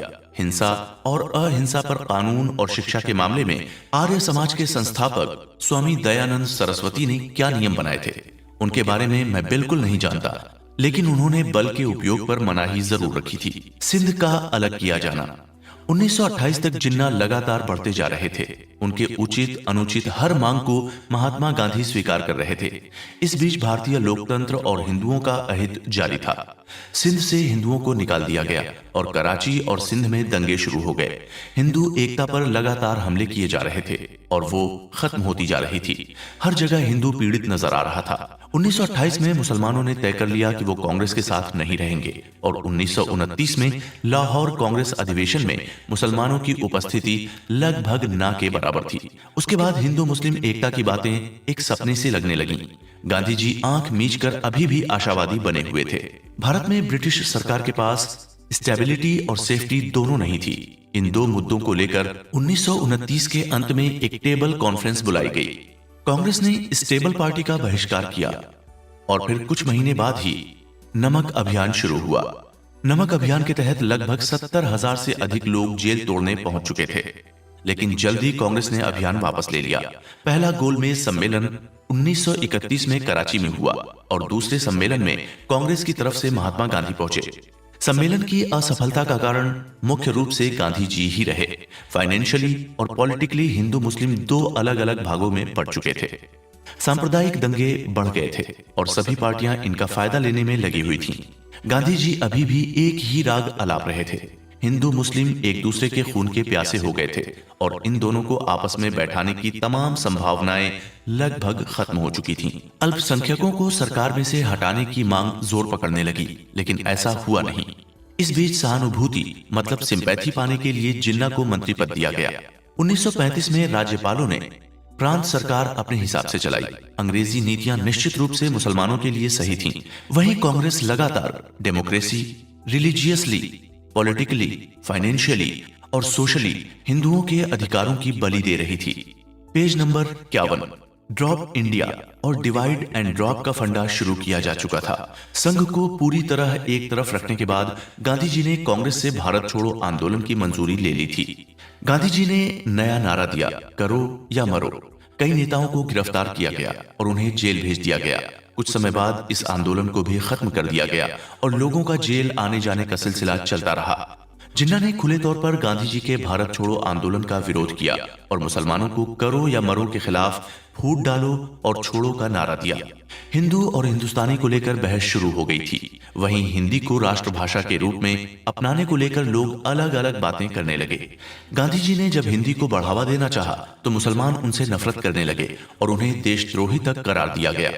मुसलमान हिंदुस्तान के भाषा हिंदुस्तानी होने पर जोर दे रहे थे और उनके समर्थक आंख मीचकर उनका समर्थन भी कर रहे थे। उन्होंने हिंदी के विरोध में बादशाह राम और बेगम सीता जैसे शब्द बोलना शुरू कर दिए। हिंदू मुसलमान एकता की बातें अब किताबी हो चुकी थीं। इस माहौल में हिंदू अपनी संस्कृति और मातृभाषा के प्रति और अधिक मजबूत और वफादार हो गए और उन्होंने किसी भी तरह झुकने से इनकार कर दिया। लेकिन अभी भी 80% लोगों द्वारा बोली जाने वाली हिंदी अपने सम्मान को तरस रही थी। इसी बीच उत्तर प्रदेश सरकार ने हिंदी को अपने प्रांत की भाषा के रूप में अपनाया। उर्दू को अपनाने की बात की गई, लेकिन इसके खिलाफ प्रदर्शन जारी थे। बावजूद इसके गांधी जी के मुंह से उर्दू के खिलाफ एक शब्द नहीं निकला। मुसलमानों को वंदे मातरम से भी ऐतराज होने लगा और यहाँ तक कि वो गांधी जी के कुछ भजनों से भी नाराज नजर आने लगे। इसके चलते महात्मा गांधी ने एक सदी तक भारतीय जनता का प्रेरणा स्रोत कहे जाने वाले वंदे मातरम का गाना बंद कर दिया। 1965 बंगाल के गायकों ने अनगिनत सभाओं में अपनी गायकी का प्रदर्शन कर प्रसिद्धि हासिल कर ली थी। ब्रिटिश लोग उनकी गायकी के कुछ और ही मतलब निकाल रहे थे और उन्होंने उन पर प्रतिबंध लगाने शुरू कर दिए। वंदे मातरम पर मुसलमानों ने जैसे ही आपत्ति ली, गांधी जी राष्ट्रीय भावनाओं को भूलकर वंदे मातरम से किनारा करने लगे। भारत में वंदे मातरम का ना गाना उस समय जनता के लिए मनोबल के टूट जाने जैसा था। बाद में राष्ट्रगान के रूप में रविंद्रनाथ टैगोर का प्रसिद्ध गीत जन गण मन सामने आया। शिव भवानी पर लगा प्रतिबंध। एक हिंदू कवि द्वारा 52 छंदों का एक सुंदर संग्रह तैयार किया गया, जिसके प्रकाशन पर रोक लगाई गई। इस रचना का नाम था शिव भवानी। शिव भवानी का एक दोहा है, काशी जी की कला जाती मथुरा मस्जिद होती, शिवाजी जो न होते तो सुन्नत सबकी होती। लाखों लोगों ने इसे बहुत पसंद किया और ये हिंदू मुस्लिम एकता को कायम करने में कारगर सिद्ध हो सकती थी, लेकिन गांधी ऐसा नहीं चाहते थे। 15 अप्रैल 1946 पंडित नेहरू को सत्ता संभाले हुए 2 सप्ताह गुजर चुके थे और कोलकाता में बड़ी संख्या में हिंदू मारे गए थे। दंगे 3 दिन तक चले और असंख्य हिंदू मरे। उस समय के प्रसिद्ध अखबार स्टेटमेंट ने लिखा है कि कैसी सरकार है, अत्याचारों की अनुमति देती है। अखबार का प्रकाशन कोलकाता से होता था। कोलकाता में नरसंहार की चरम सीमा ये थी कि माता पिता के सामने बच्चों को काट दिया गया था। लगातार सरकार पर सवाल उठाए जा रहे थे और सरकार कुछ नहीं कर रही थी। इन हालात में गांधी जी कोलकाता पहुंचे। उस समय आर्य समाज की एक रिपोर्ट की माने तो इन दंगों में मारे गए हिंदुओं की कुल संख्या 300 से अधिक थी और लगभग 10 लाख रुपए से अधिक की संपत्ति लूट ली गई थी। इन दंगों में जान माल की बड़ी हानि हुई और इस पर गांधी जी की प्रतिक्रिया बड़ी अजीबोगरीब थी। गांधी जी की भूख हड़ताल। 1946 में गांधी जी ने भूख हड़ताल शुरू की और उस समय उनसे कोई भी पॉलिटिकल एजेंट को लेकर मुलाकात नहीं कर सकता था। साथ ही प्रेस को भी सख्त निर्देश थे कि वो उनका इंटरव्यू न लिया जाए। केवल उनके साथ लोग मिलने वाले मित्र और सगे संबंधी उनसे मिल सकते थे और उनके स्वास्थ्य संबंधी जानकारियां ले सकते थे। इसी दौरान उनसे मिलने राजगोपालाचारी पहुंचे और उन्होंने पाकिस्तान को लेकर एक योजना तैयार की जो गांधी जी के साथ बंद कमरे में शेयर की गई। गांधी जी ने उन्हें जिन्ना से बातचीत करने के लिए भेजा और 1944 में गांधी जी और जिन्ना के बीच 3 सप्ताह तक बातचीत का दौर चलता रहा। गांधी जी और जिन्ना की मुलाकातों का दौर लगातार जारी था और वे आपस में गले मिल रहे थे और एक दूसरे के प्रशंसक की तरह बिहेव कर रहे थे।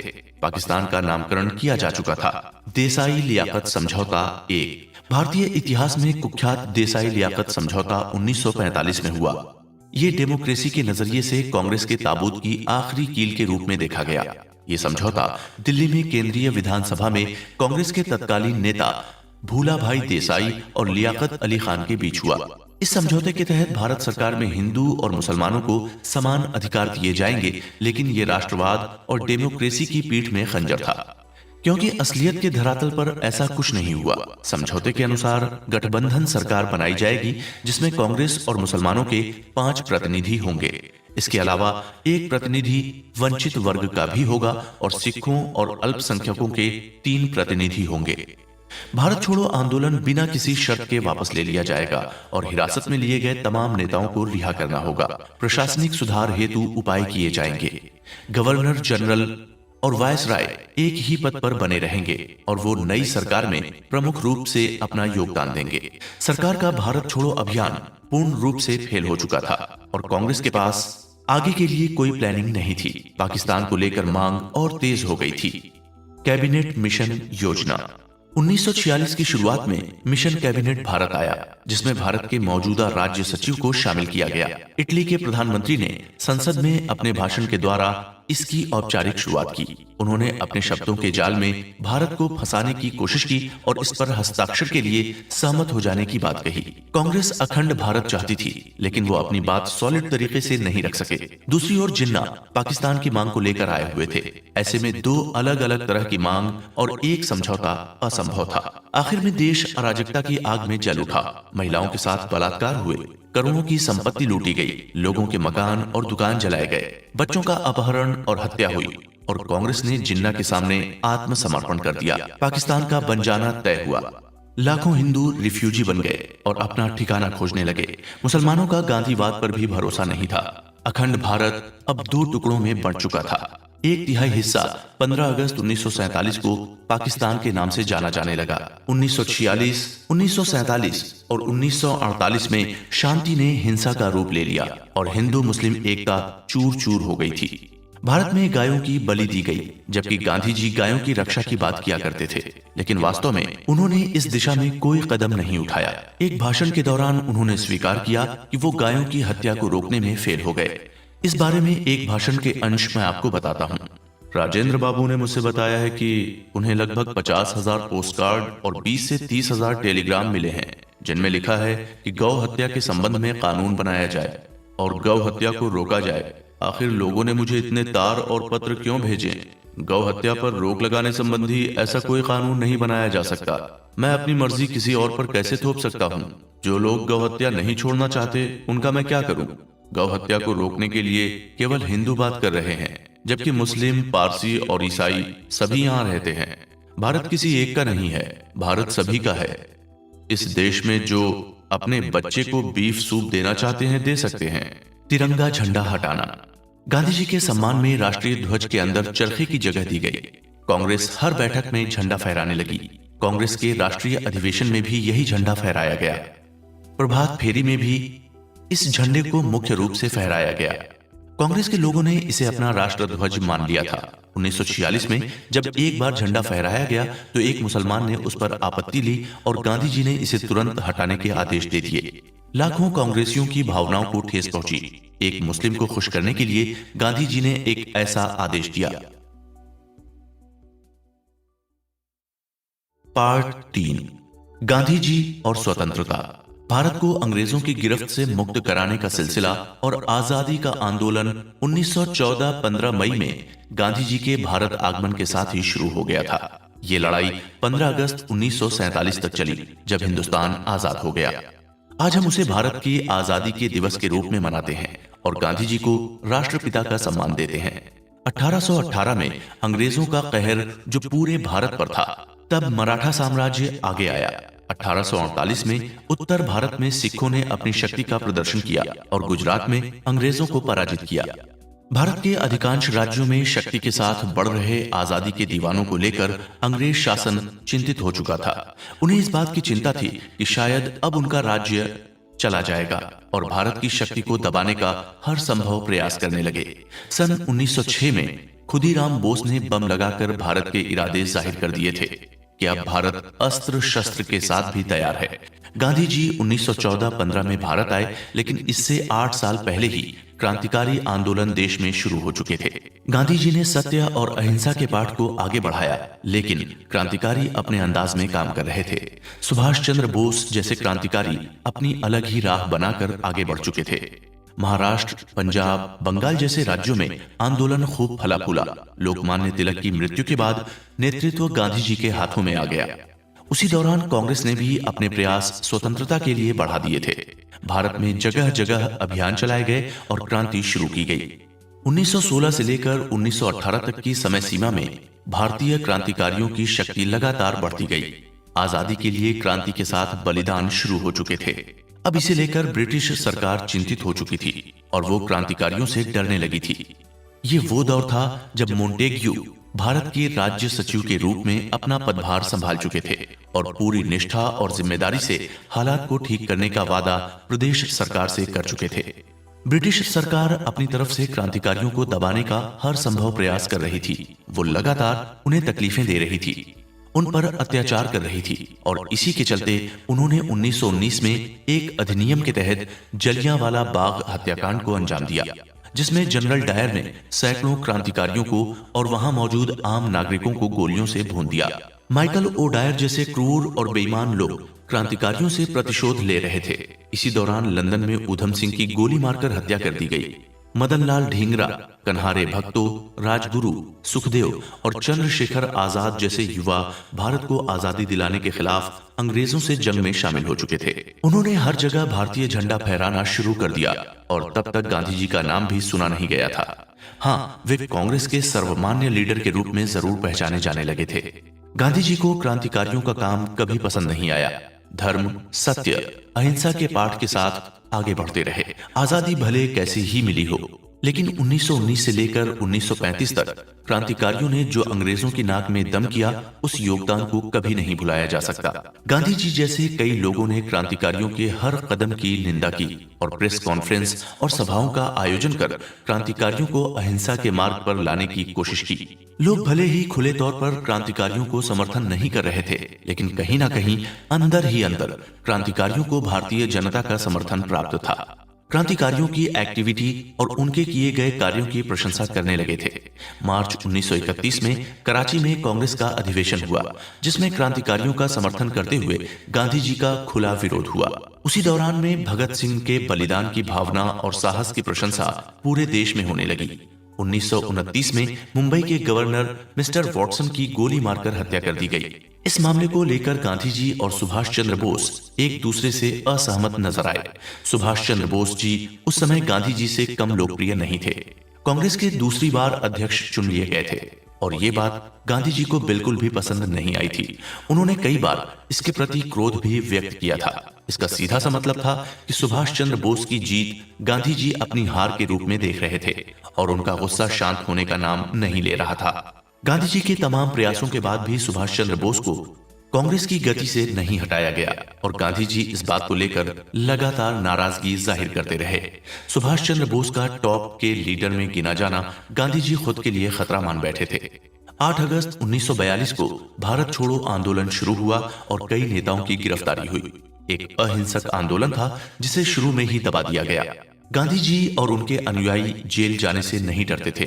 वह अहिंसा के साथ जेल चले गए, लेकिन इसके विपरीत सुभाष चंद्र बोस का खेमा जेल नहीं जाना चाहता था। हिंसा के जरिए आगजनी, लूटपाट और अंग्रेजों की हत्या का रास्ता अपना चुके थे। करो या मरो का नारा अब अपना मतलब बदल चुका था। पुलिस थाने जलाए गए, डाक संचार व्यवस्थाएं खत्म कर दी गईं और हर तरफ क्रांति का बिगुल फूंका गया। लगभग 900 से अधिक रेलवे स्टेशनों को आग के हवाले कर दिया और सरकार हाथ पर हाथ धरे बैठे रहे। ये वो दौर था जब अहिंसा को खुली चुनौती देकर हिंसा अपना ली गई थी। गांधी जी न तो इसका विरोध कर सकते थे और न ही इसका समर्थन कर रहे थे। अगर इसका विरोध करते तो जनता के बीच अपनी छवि खराब कर बैठते और अगर इसका समर्थन करते तो ये बात उनके हिंसा के विपरीत होती। भारत छोड़ो आंदोलन वैसे भी हिंसा के लिए ही जाना गया था। क्रांतिकारियों ने अपने कारनामों से गांधी जी की अहिंसा वाले पाठ को एक तरफ रख दिया था। एक वक्त ऐसा भी आया था जब गांधी जी ने खुद करो या मरो का नारा दे दिया। फिर भी गांधी जी हिंसा की निंदा करते रहे और अहिंसा का पक्ष लेते रहे। लेकिन यह साबित हो चुका था कि गांधी जी की अहिंसा आजादी पाने के लिए पर्याप्त और सक्सेस नहीं है। वहीं हिंसा के जरिए अंग्रेजों में भय का माहौल कायम हो चुका था।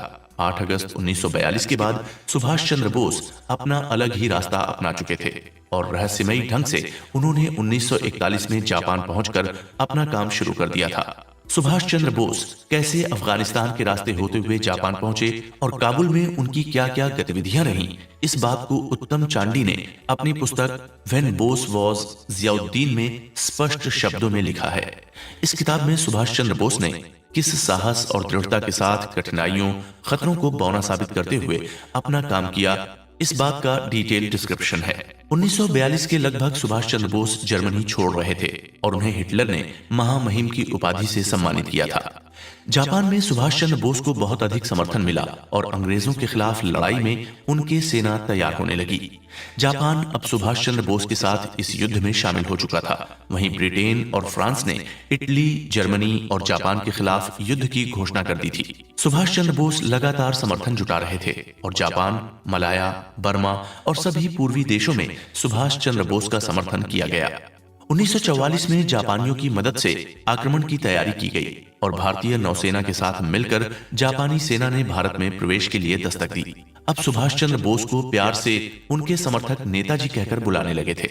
सुभाष चंद्र बोस द्वारा दिया गया जय हिंद का नारा भारत की आबोहवा में गूंजने लगा था। गांधी जी ने एक बार फिर सुभाष चंद्र बोस का विरोध किया और कहा कि जापानी आक्रमणकारी भारत में स्वीकार नहीं किए जाएंगे। गांधी जी और सुभाष चंद्र बोस के बीच भले ही तकरार जारी थी, लेकिन देश के अधिकांश लोग सुभाष चंद्र बोस के साथ थे और उनकी लोकप्रियता गांधी जी से कम नहीं थी। 1920 में लोकमान्य तिलक की मृत्यु के बाद गांधी जी सबसे बड़े लीडर के रूप में देश के सामने आए। सुभाष चंद्र बोस की सफलताएं गांधी जी को तकलीफ दे रही थीं और वो इसे अपनी हार मान रहे थे। जय हिंद का नारा पूरे देश में अपना लिया गया था और गांधी जी परेशान थे, लेकिन ये शायद गांधी जी की खुशकिस्मती ही कही जा सकती है कि देश के बाहर अपने कामों को अंजाम देते हुए सुभाष चंद्र बोस की मृत्यु हो गई। 1945-46 के चुनाव में एनआई के प्रति सुभाष चंद्र बोस का प्रेम और सुभाष चंद्र बोस को दी जाने वाली श्रद्धांजलि ही जीत का कारण बन गई।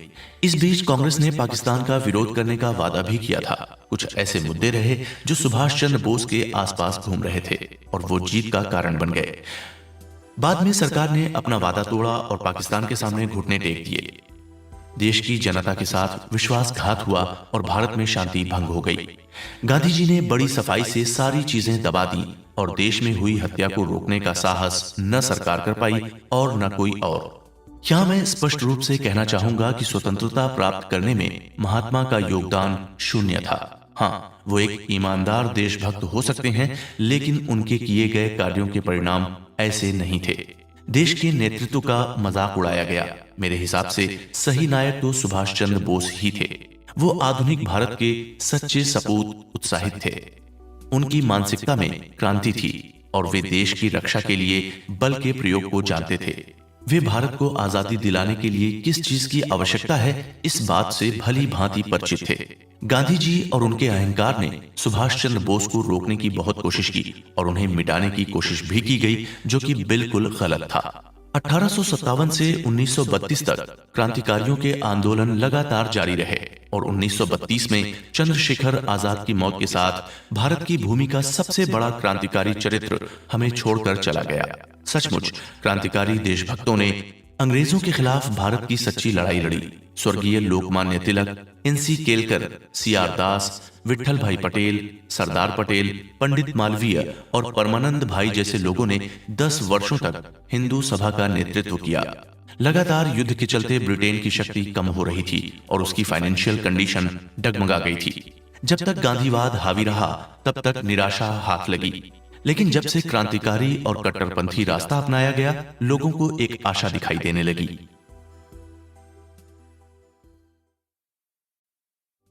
पार्ट 4, भाग 4, एक आदर्श व्यक्ति की निराशा। सच कहूं तो हिंदू मुस्लिम एकता का आइडिया उसी समय लगभग खत्म हो गया था जब गांधी जी ने पॉलिटिक्स में एंट्री ली थी। पाकिस्तान के बनाए जाने का मुख्य कारण यह था कि मुस्लिम लीग भारत को खुद के विरोधी के रूप में देखने लगी थी। उन्होंने अपने भाषणों में यह भी कहा कि भारतीय है ही नहीं। दूसरी ओर गांधी जी हिंदू मुस्लिम को भाईचारे का पाठ पढ़ा रहे थे। हिंदुओं ने गांधी जी के हर विचार का पालन किया, हर बात मानी और आइडिया को समझा, लेकिन मुस्लिमों ने लगातार गांधी जी का विरोध किया। बावजूद इसके गांधी जी ने हमेशा मुसलमानों का पक्ष लिया और अपमान हिंदुओं का हुआ। गांधी जी का सबसे बड़ा अपमान मुसलमानों ने देश का विभाजन करके ही किया है। जिन्ना और गांधी जी के बीच के संबंध किसी से छुपे नहीं हैं। जिन्ना एक उत्साही राष्ट्रवादी व्यक्ति थे और सांप्रदायिकता के पक्षधर थे। 1920 में उन्होंने अपने इरादे जाहिर कर दिए थे। उनका एक ही मकसद था, मुस्लिम समुदाय के हितों की रक्षा करना और कांग्रेस के नेताओं पर भरोसा न करना। पाकिस्तान के बनाए जाने और मुसलमानों के सिद्धांतों का जिन्ना ने खुलकर प्रचार किया। उन्होंने इस देश को बांटने के लिए अपनी भाषा का अलग से प्रचार शुरू किया। गांधी जी कई बार जिन्ना से मिलने गए और भाईचारे की भीख मांगी। उन्हें प्रधानमंत्री पद तक का ऑफर दिया गया, लेकिन जिन्ना अपनी जिद पर अड़े रहे और गांधी जी के समझाने के बावजूद भी नहीं झुके। वैसे गांधी जी के आत्मा की आवाज, आध्यात्मिक शक्ति और उनकी अहिंसा के सिद्धांत थे, लेकिन इन बातों का जिन्ना पर कोई फर्क नहीं पड़ रहा था। गांधी जी समझ गए थे कि उनकी बातों का जिन्ना पर कोई प्रभाव नहीं होने वाला।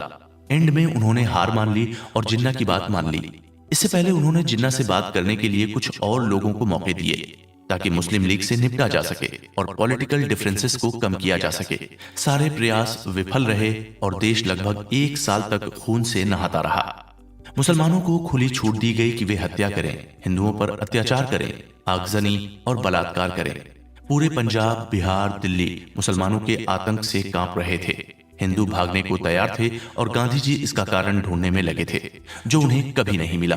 गांधी जी को खुद को बम से उड़ाने की धमकियां मिलने लगीं।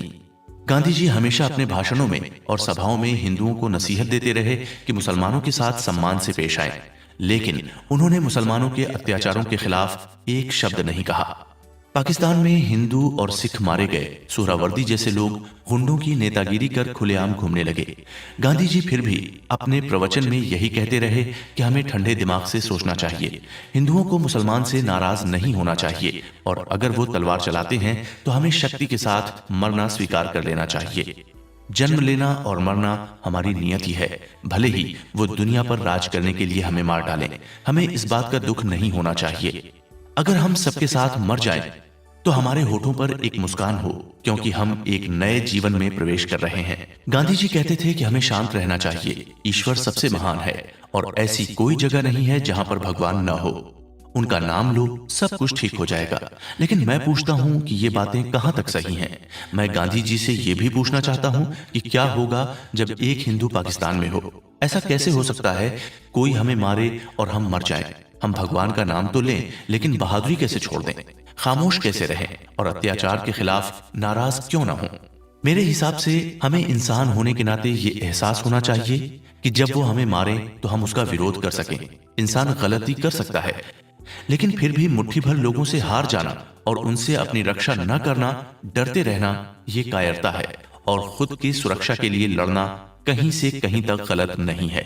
वे लोग जो हमारी हत्या करने के लिए उतारू हैं, वो हमारे भाई कैसे हो सकते हैं? उनसे भाईचारा कैसे निभाया जाए। उन्होंने बिहार में महिलाओं के साथ अत्याचार किए।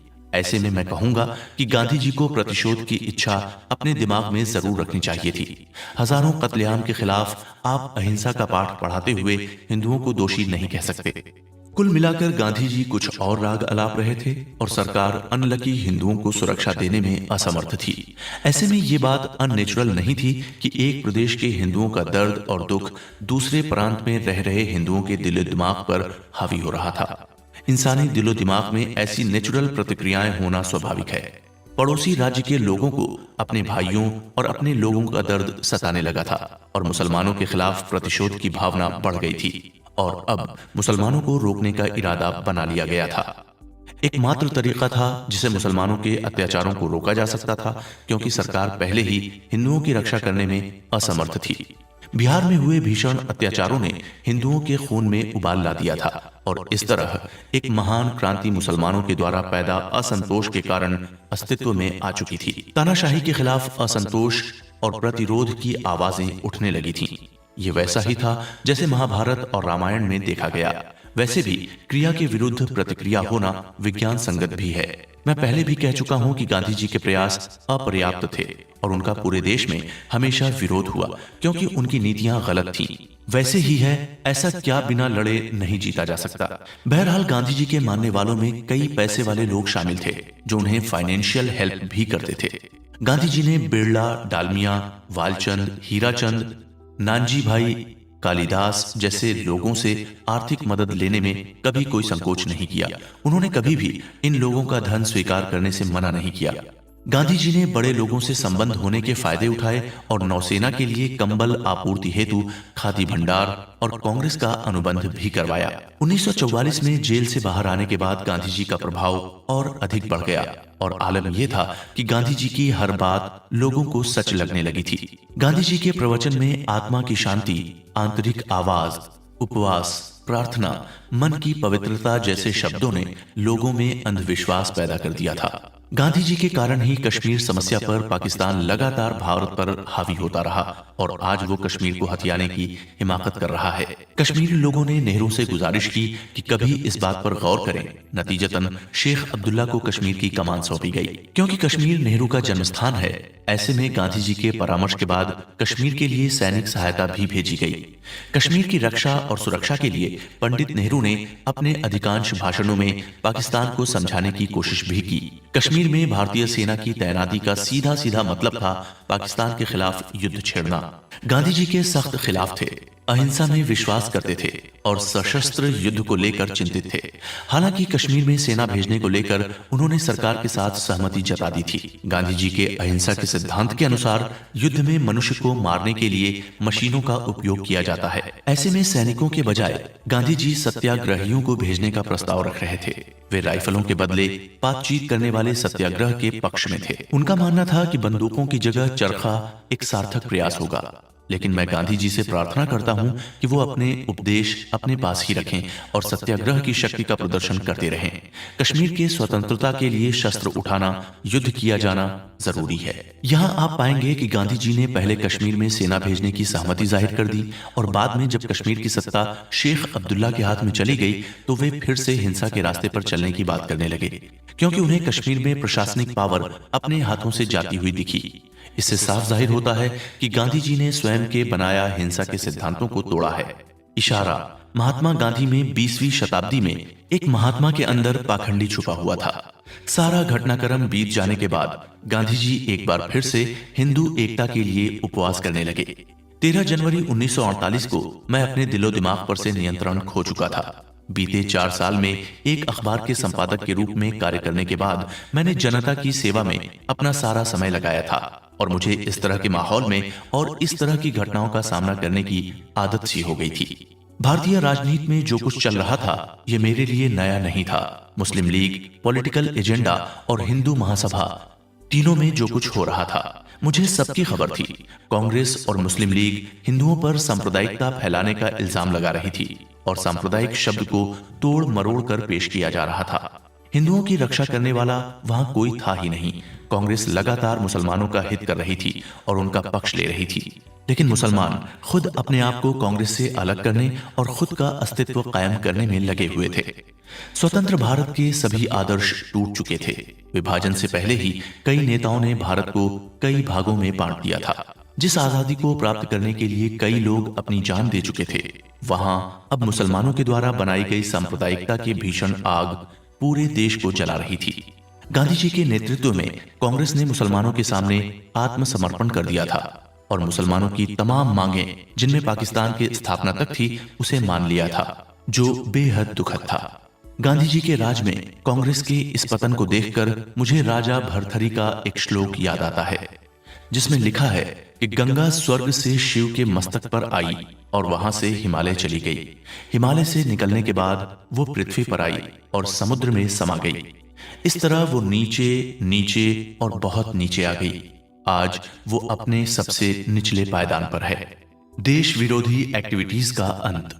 जिस दिन मैंने गांधी जी को इंडियन पॉलिटिक्स से हटाने का फैसला किया, उस दिन मुझे इस बात का ज्ञान था कि मैं सब कुछ खो दूंगा, क्योंकि मैं कोई अमीर व्यक्ति नहीं हूं जिसकी लोग मदद करेंगे और सम्मान से देखेंगे। वैसे इससे पहले मैं समाज में सम्मान पूर्वक रह रहा था। मेरे कुछ मंचीय कार्यक्रम देश सेवा के लिए हो चुके थे और मैं क्रिएटिविटी के साथ सफलतापूर्वक आगे बढ़ रहा था। मैं स्वस्थ था और मैं किसी शारीरिक बीमारी या मानसिक विकार का शिकार नहीं था।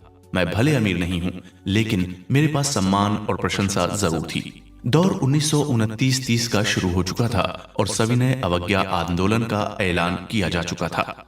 मैं पब्लिक लाइफ जीवन में प्रवेश कर चुका था और शुरुआती दौर में मैं स्टूडेंट की तरह हर चीज सीख रहा था। आंदोलन के बारे में न्यूज़पेपर में छपी हुई रिपोर्ट में पढ़ता और उनसे काफी प्रभावित हो रहा था। मैं सोशल वर्कर के रूप में अपना करियर बनाने का फैसला कर चुका था, लेकिन मुझे बाद में पता चला कि आंदोलन मुसलमानों के मुद्दों से जुड़ा हुआ भी है। इसमें मदन मोहन मालवीय सबसे अनुभवी और सबसे बड़े सोशल वर्कर के रूप में जाने जाते थे। सन 1932 में डॉक्टर हेडगेवार ने नागपुर से महाराष्ट्र में राष्ट्रीय स्वयंसेवक संघ की स्थापना की। उनकी इस बात ने मुझे बहुत प्रभावित किया और मुझे उनकी विचारधारा अच्छी लगने लगी।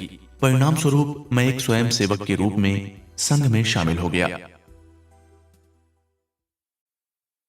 ये मेरी खुशकिस्मती है कि मैं महाराष्ट्र के उन स्वयं सेवकों में शामिल रहा जो प्रारंभिक चरण में ही संघ का हिस्सा बन चुके थे। मैंने महाराष्ट्र प्रांत में कई जगह पर संघ के लिए लगातार काम किया और हिंदुओं के आध्यात्मिक उत्थान और पॉलिटिकल एक्टिविटी को समझकर उनके अधिकारों की रक्षा के लिए आवश्यक कदम उठाए। 1938 में मैंने स्वयं सेवकों के पहले समूह का नेतृत्व करते हुए हैदराबाद में शांतिपूर्ण प्रतिरोध आंदोलन का नेतृत्व किया और मार्च निकाला।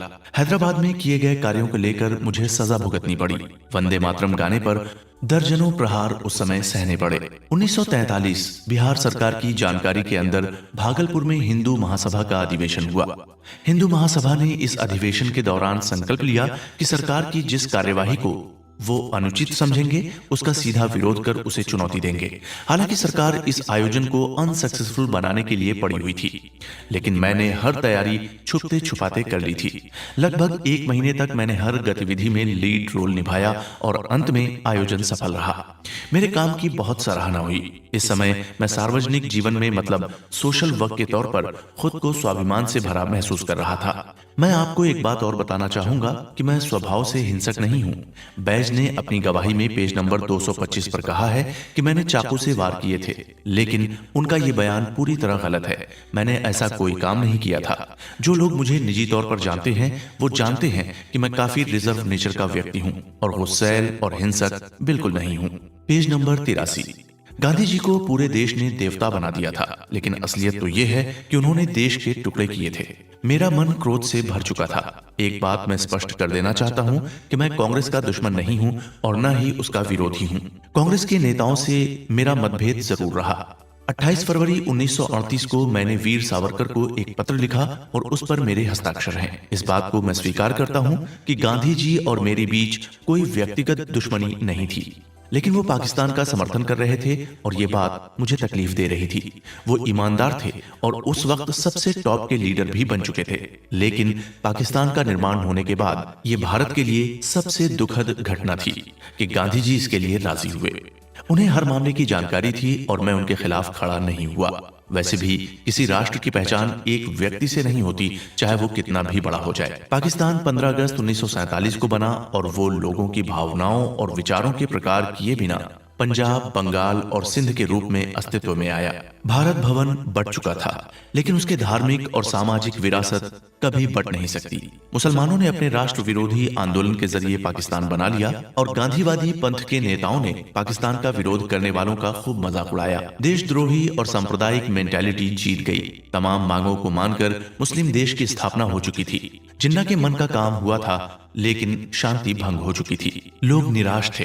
करोड़ों हिंदुओं पर जुल्म हो रहे थे और उन्हें अपने घर छोड़ने पर मजबूर होना पड़ा था। ऐसे में मैं अपने अंदर एक आग महसूस कर रहा था, लेकिन कुछ कर नहीं पा रहा था। हर दिन न्यूज़पेपर अपने साथ हजारों हिंदुओं के साथ हुए जुल्म की खबरें लेकर आता था। 15,000 से अधिक सिखों को गोलियां मार दी गई। महिलाओं के कपड़े उतारकर उन्हें नंगा कर जुलूस निकाला गया। लड़कियों और महिलाओं को जानवरों की तरह बाजार में खड़ा कर बेचा जाने लगा। आधा भारत रिफ्यूजी हो चुका था और जब इन शरणार्थियों ने मार्च निकाला तो वो 40 मील तक लंबा था। नेता और सरकार ने अभी भी अपनी रोटियां सेकने में लगे थे। अत्याचारों और खून खराबे का द्वार बंद होने का नाम नहीं ले रहा था। ये सब बंद हो सकता था अगर भारत सरकार सही कदम उठाने की हिम्मत करती। पाकिस्तान के अल्पसंख्यकों पर जुर्म जारी था। भारत में मुसलमानों को जवाबी कार्रवाई के लिए ट्रेनिंग दी जा रही थी और ये सब सरकार की आंखों के सामने और गांधी जी के अंगूठे के नीचे होता था। पाकिस्तान ने प्रेस में अल्पसंख्यकों के लिए आवाज उठाई, लेकिन इससे अपराध बढ़े और संतोष फैला। परिणाम कुछ नहीं निकले। भारत में इतना भयानक नरसंहार, कितनी मौतें और इतना अत्याचार पहले कभी नहीं हुआ होगा। सबसे बड़ी बात तो ये थी कि जब मुसलमान की बात होती थी तो गांधी जी अपना अहिंसा वाला पार्ट भूलकर उनका साथ देने जाते थे। इस सब के बीच गांधी जी एक बार फिर अपने भूख हड़ताल की नौटंकी करने लगे। ये शायद उनका आखिरी उपवास भी था। उपवास बंद करने की उनकी शर्तें मुसलमानों के पक्ष में और हिंदुओं के खिलाफ थीं। गांधी जी ने उपवास खोलने के लिए 7 शर्तें रखी थीं। उनमें से एक थी, दिल्ली में शरणार्थी जिन मस्जिदों में रह रहे हैं उन्हें वहां से निकालकर उनका कब्जा मुसलमानों को दिया जाए। एक बार फिर सरकार गांधी जी के आगे झुकी और उनकी शर्तों को सरकार ने माना। कड़ाके की ठंड पड़ रही थी और शरणार्थियों को खुले आसमान के नीचे छोड़ दिया गया। गांधी जी ने उपवास तोड़ दिया। दिल्ली में अक्षरधाम के पास आसरा नहीं था। वे सभी बेघर कर दिए गए थे और परिवार, बच्चे और महिलाएं सड़कों पर घूम रहे थे। रिफ्यूजी हिंदुओं ने गांधी जी से मांग की कि गांधी जी हमें रहने के लिए जगह दीजिए। अपनी मांगों को लेकर गांधी जी से मिलने बिरला हाउस तक गए और उन्हें अपने दर्द और आंसू दिखाए। ये वो लोग थे जो बंटवारे के कारण अपना घर खो चुके थे और अब गांधी जी ने उनसे मस्जिदों का आसरा भी छीन लिया था। जो लोग पाकिस्तान में रह रहे थे उन लोगों ने अपनी आंखों के सामने मंदिर और गुरुद्वारों को धाराशाही होते देखा था। लोग खंडहरों और पेड़ के नीचे शरण लेने पर मजबूर थे क्योंकि मस्जिदों की छत गांधी जी ने उनसे छीन ली थी। गांधी जी से मेरा यही सवाल था कि क्या मस्जिद मानवता की रक्षा के लिए नहीं बनी है? शरणार्थियों को निकालकर मस्जिदों का कब्जा मुसलमानों को देने का क्या फायदा? और ऊपर से उनके लिए कोई अल्टरनेट व्यवस्था भी नहीं की गई। ऐसे में क्या गांधी जी को इंसानियत, ये मानवता याद नहीं है? एक बात और भी है कि क्या पाकिस्तान में भी इस तरह के अल्पसंख्यक रह रहे हैं तो उन्हें मंदिरों और गिरजाघर के कब्जे दिए जाने चाहिए। प्रार्थना, आत्मा की शक्ति, विश्वास और अहिंसा के पाठ सिर्फ हिंदुओं के लिए थे। मुसलमानों की नजर में इन सब चीजों का कोई महत्व नहीं था। उन्होंने गांधी जी के मन की आवाज को शायद कोई वैल्यू नहीं दी थी। आइए अब 55 करोड़ वाले मामले की बात करते हैं। इसके लिए भारत सरकार ने एक ऑफिशियल मैसेज 2 फरवरी 1948 को निकाला। 12 जनवरी 1948 को प्रेस कॉन्फ्रेंस आयोजित की गई जिसमें सरदार वल्लभ भाई पटेल भी मौजूद रहे। 55 करोड़ रुपए देने के बारे में गांधी जी खुद कहा करते थे, सरकार को अपना निर्णय बदलना मुश्किल है, लेकिन सरकार ने अपना निर्णय बदला और वो 55 करोड़ रुपए देने से इनकार कर चुकी थी। लेकिन ऐसे में गांधी जी ने भूख हड़ताल की और सरकार पर दबाव बनाया। 21 जनवरी 1948 का दिन था जब गांधी जी की भूख हड़ताल के सामने भारत सरकार को झुकना पड़ा और 55 करोड़ रुपए का भुगतान पाकिस्तान को किया गया। गांधी जी का रुझान पाकिस्तान के हित में था और पाकिस्तान का निर्माण मुस्लिमों की हिंदू के प्रति शत्रुता का प्रमाण है।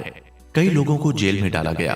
पाकिस्तान के प्रति अपनी वफादारी निभाते गांधी जी ने पाकिस्तान के सबसे बड़े समर्थक और रक्षा करने वाले व्यक्ति का रोल निभाया था। ऐसे में हिंदू के मुक्ति का सिर्फ एक ही कारगर उपाय मुझे नजर आ रहा था और वो था मुसलमानों के अत्याचारों को इस दुनिया से हटाने के लिए गांधी जी को खत्म करना।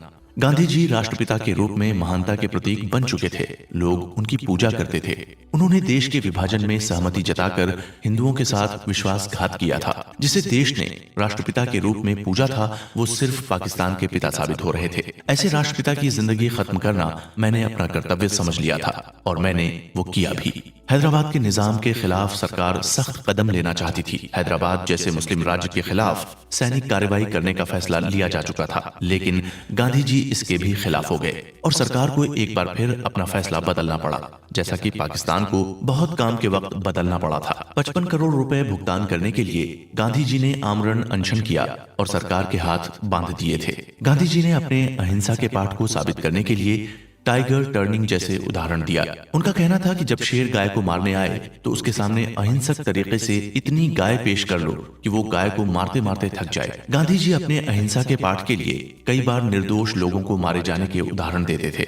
विश्वास और दृढ़ विश्वास के बीच अहिंसा के पाठ देश को बर्बाद कर रहे थे और उसके परिणाम के रूप में पाकिस्तान बन चुका था। इससे सिर्फ एक ही चीज बढ़ रही थी, वो थी नफरत। इस सब के पीछे जो बहुत पीछे छूट गया था वो राष्ट्र निर्माण था। मैंने इस मामले में बहुत विचार किया और एक आखिरी निर्णय लिया। इसमें मैंने किसी की राय नहीं ली, न किसी की बात सुनी। मैंने अपने आप को बहुत मजबूत किया और 30 जनवरी 1948 को बिरला हाउस की प्रार्थना सभा में गांधी जी के सीने में गोली दाग दी। इसके बाद कहने के लिए शायद मेरे पास कुछ नहीं बचा है, लेकिन मैं ये सब राष्ट्र के लिए कर रहा था और मेरे द्वारा किया गया ये पाप भी राष्ट्र को समर्पित है।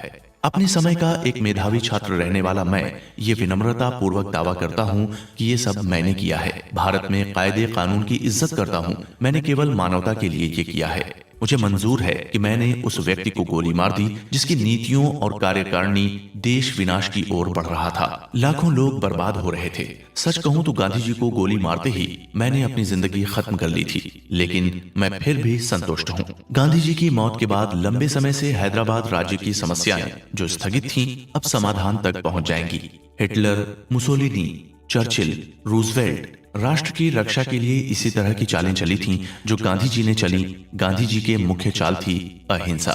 मैं अभी मानता हूं कि गांधी जी ने देश के लिए बहुत से दुख सहे हैं और लोगों के मन में जागृति पैदा की है। उन्होंने खुद के लाभ के लिए कुछ नहीं किया। बहुत ही ईमानदार थे, अहिंसा के सिद्धांतों पर चलते थे, बुद्धिमान थे, शक्तिशाली थे, देशभक्त थे और उन्होंने देश के लिए बहुत बलिदान भी दिए थे। लेकिन इन सब चीजों से उनका व्यक्तिगत विकास ज्यादा हुआ। उन्होंने राष्ट्रीय सेवा की, मैं उसके लिए उन्हें नमन करता हूँ। और इससे पहले जब मैं उन्हें गोली मारने वाला था, मैं वास्तव में निराश था और दुखी भी था। लेकिन मैंने ये किया, मैंने अपराध किया है और मुझे सजा मिलनी चाहिए। मैं सोचता हूँ कि शायद मैं ये नहीं करता तो अच्छा होता, लेकिन परिस्थितियां बेकाबू हो चुकी थीं। सब कुछ अनियंत्रित था और मैं खुद को इतना मजबूत कर चुका था कि मैं उनकी हत्या कर दूं। हालांकि मेरा मन ये गवाही नहीं दे रहा था कि मैं किसी व्यक्ति का खून क्यों करूं। देश के हिंदुओं के लिए, स्वाभिमान के लिए, भविष्य के लिए, हजारों हिंदुओं की जीत के लिए मैंने विनाशकारी कदम उठाया। मैं कांग्रेस के किसी नेता या गांधी जी से विशेष बैर नहीं रखता हूं और न ही कोई मेरे प्रति शत्रुता रखता है। मैं स्वीकार करता हूं कि मेरे मन में उनके लिए मौजूदा हालात में कोई सम्मान नहीं था। सरकार की नीतियां मुसलमानों को अनुचित लाभ दिए जाने को लेकर मैं गांधी जी से नाराज था, क्योंकि सबका कारण गांधी जी थे। मैं यहाँ ये भी कहना चाहूंगा कि प्रधानमंत्री पंडित नेहरू भी अपने कर्तव्य को भूलकर गांधी जी की बात मानने लगे थे। हालातों से बनी तमाम बातों ने मेरे दिमाग में ख्याल चलाया कि मैं गांधी जी के खिलाफ ये कार्रवाई करूं।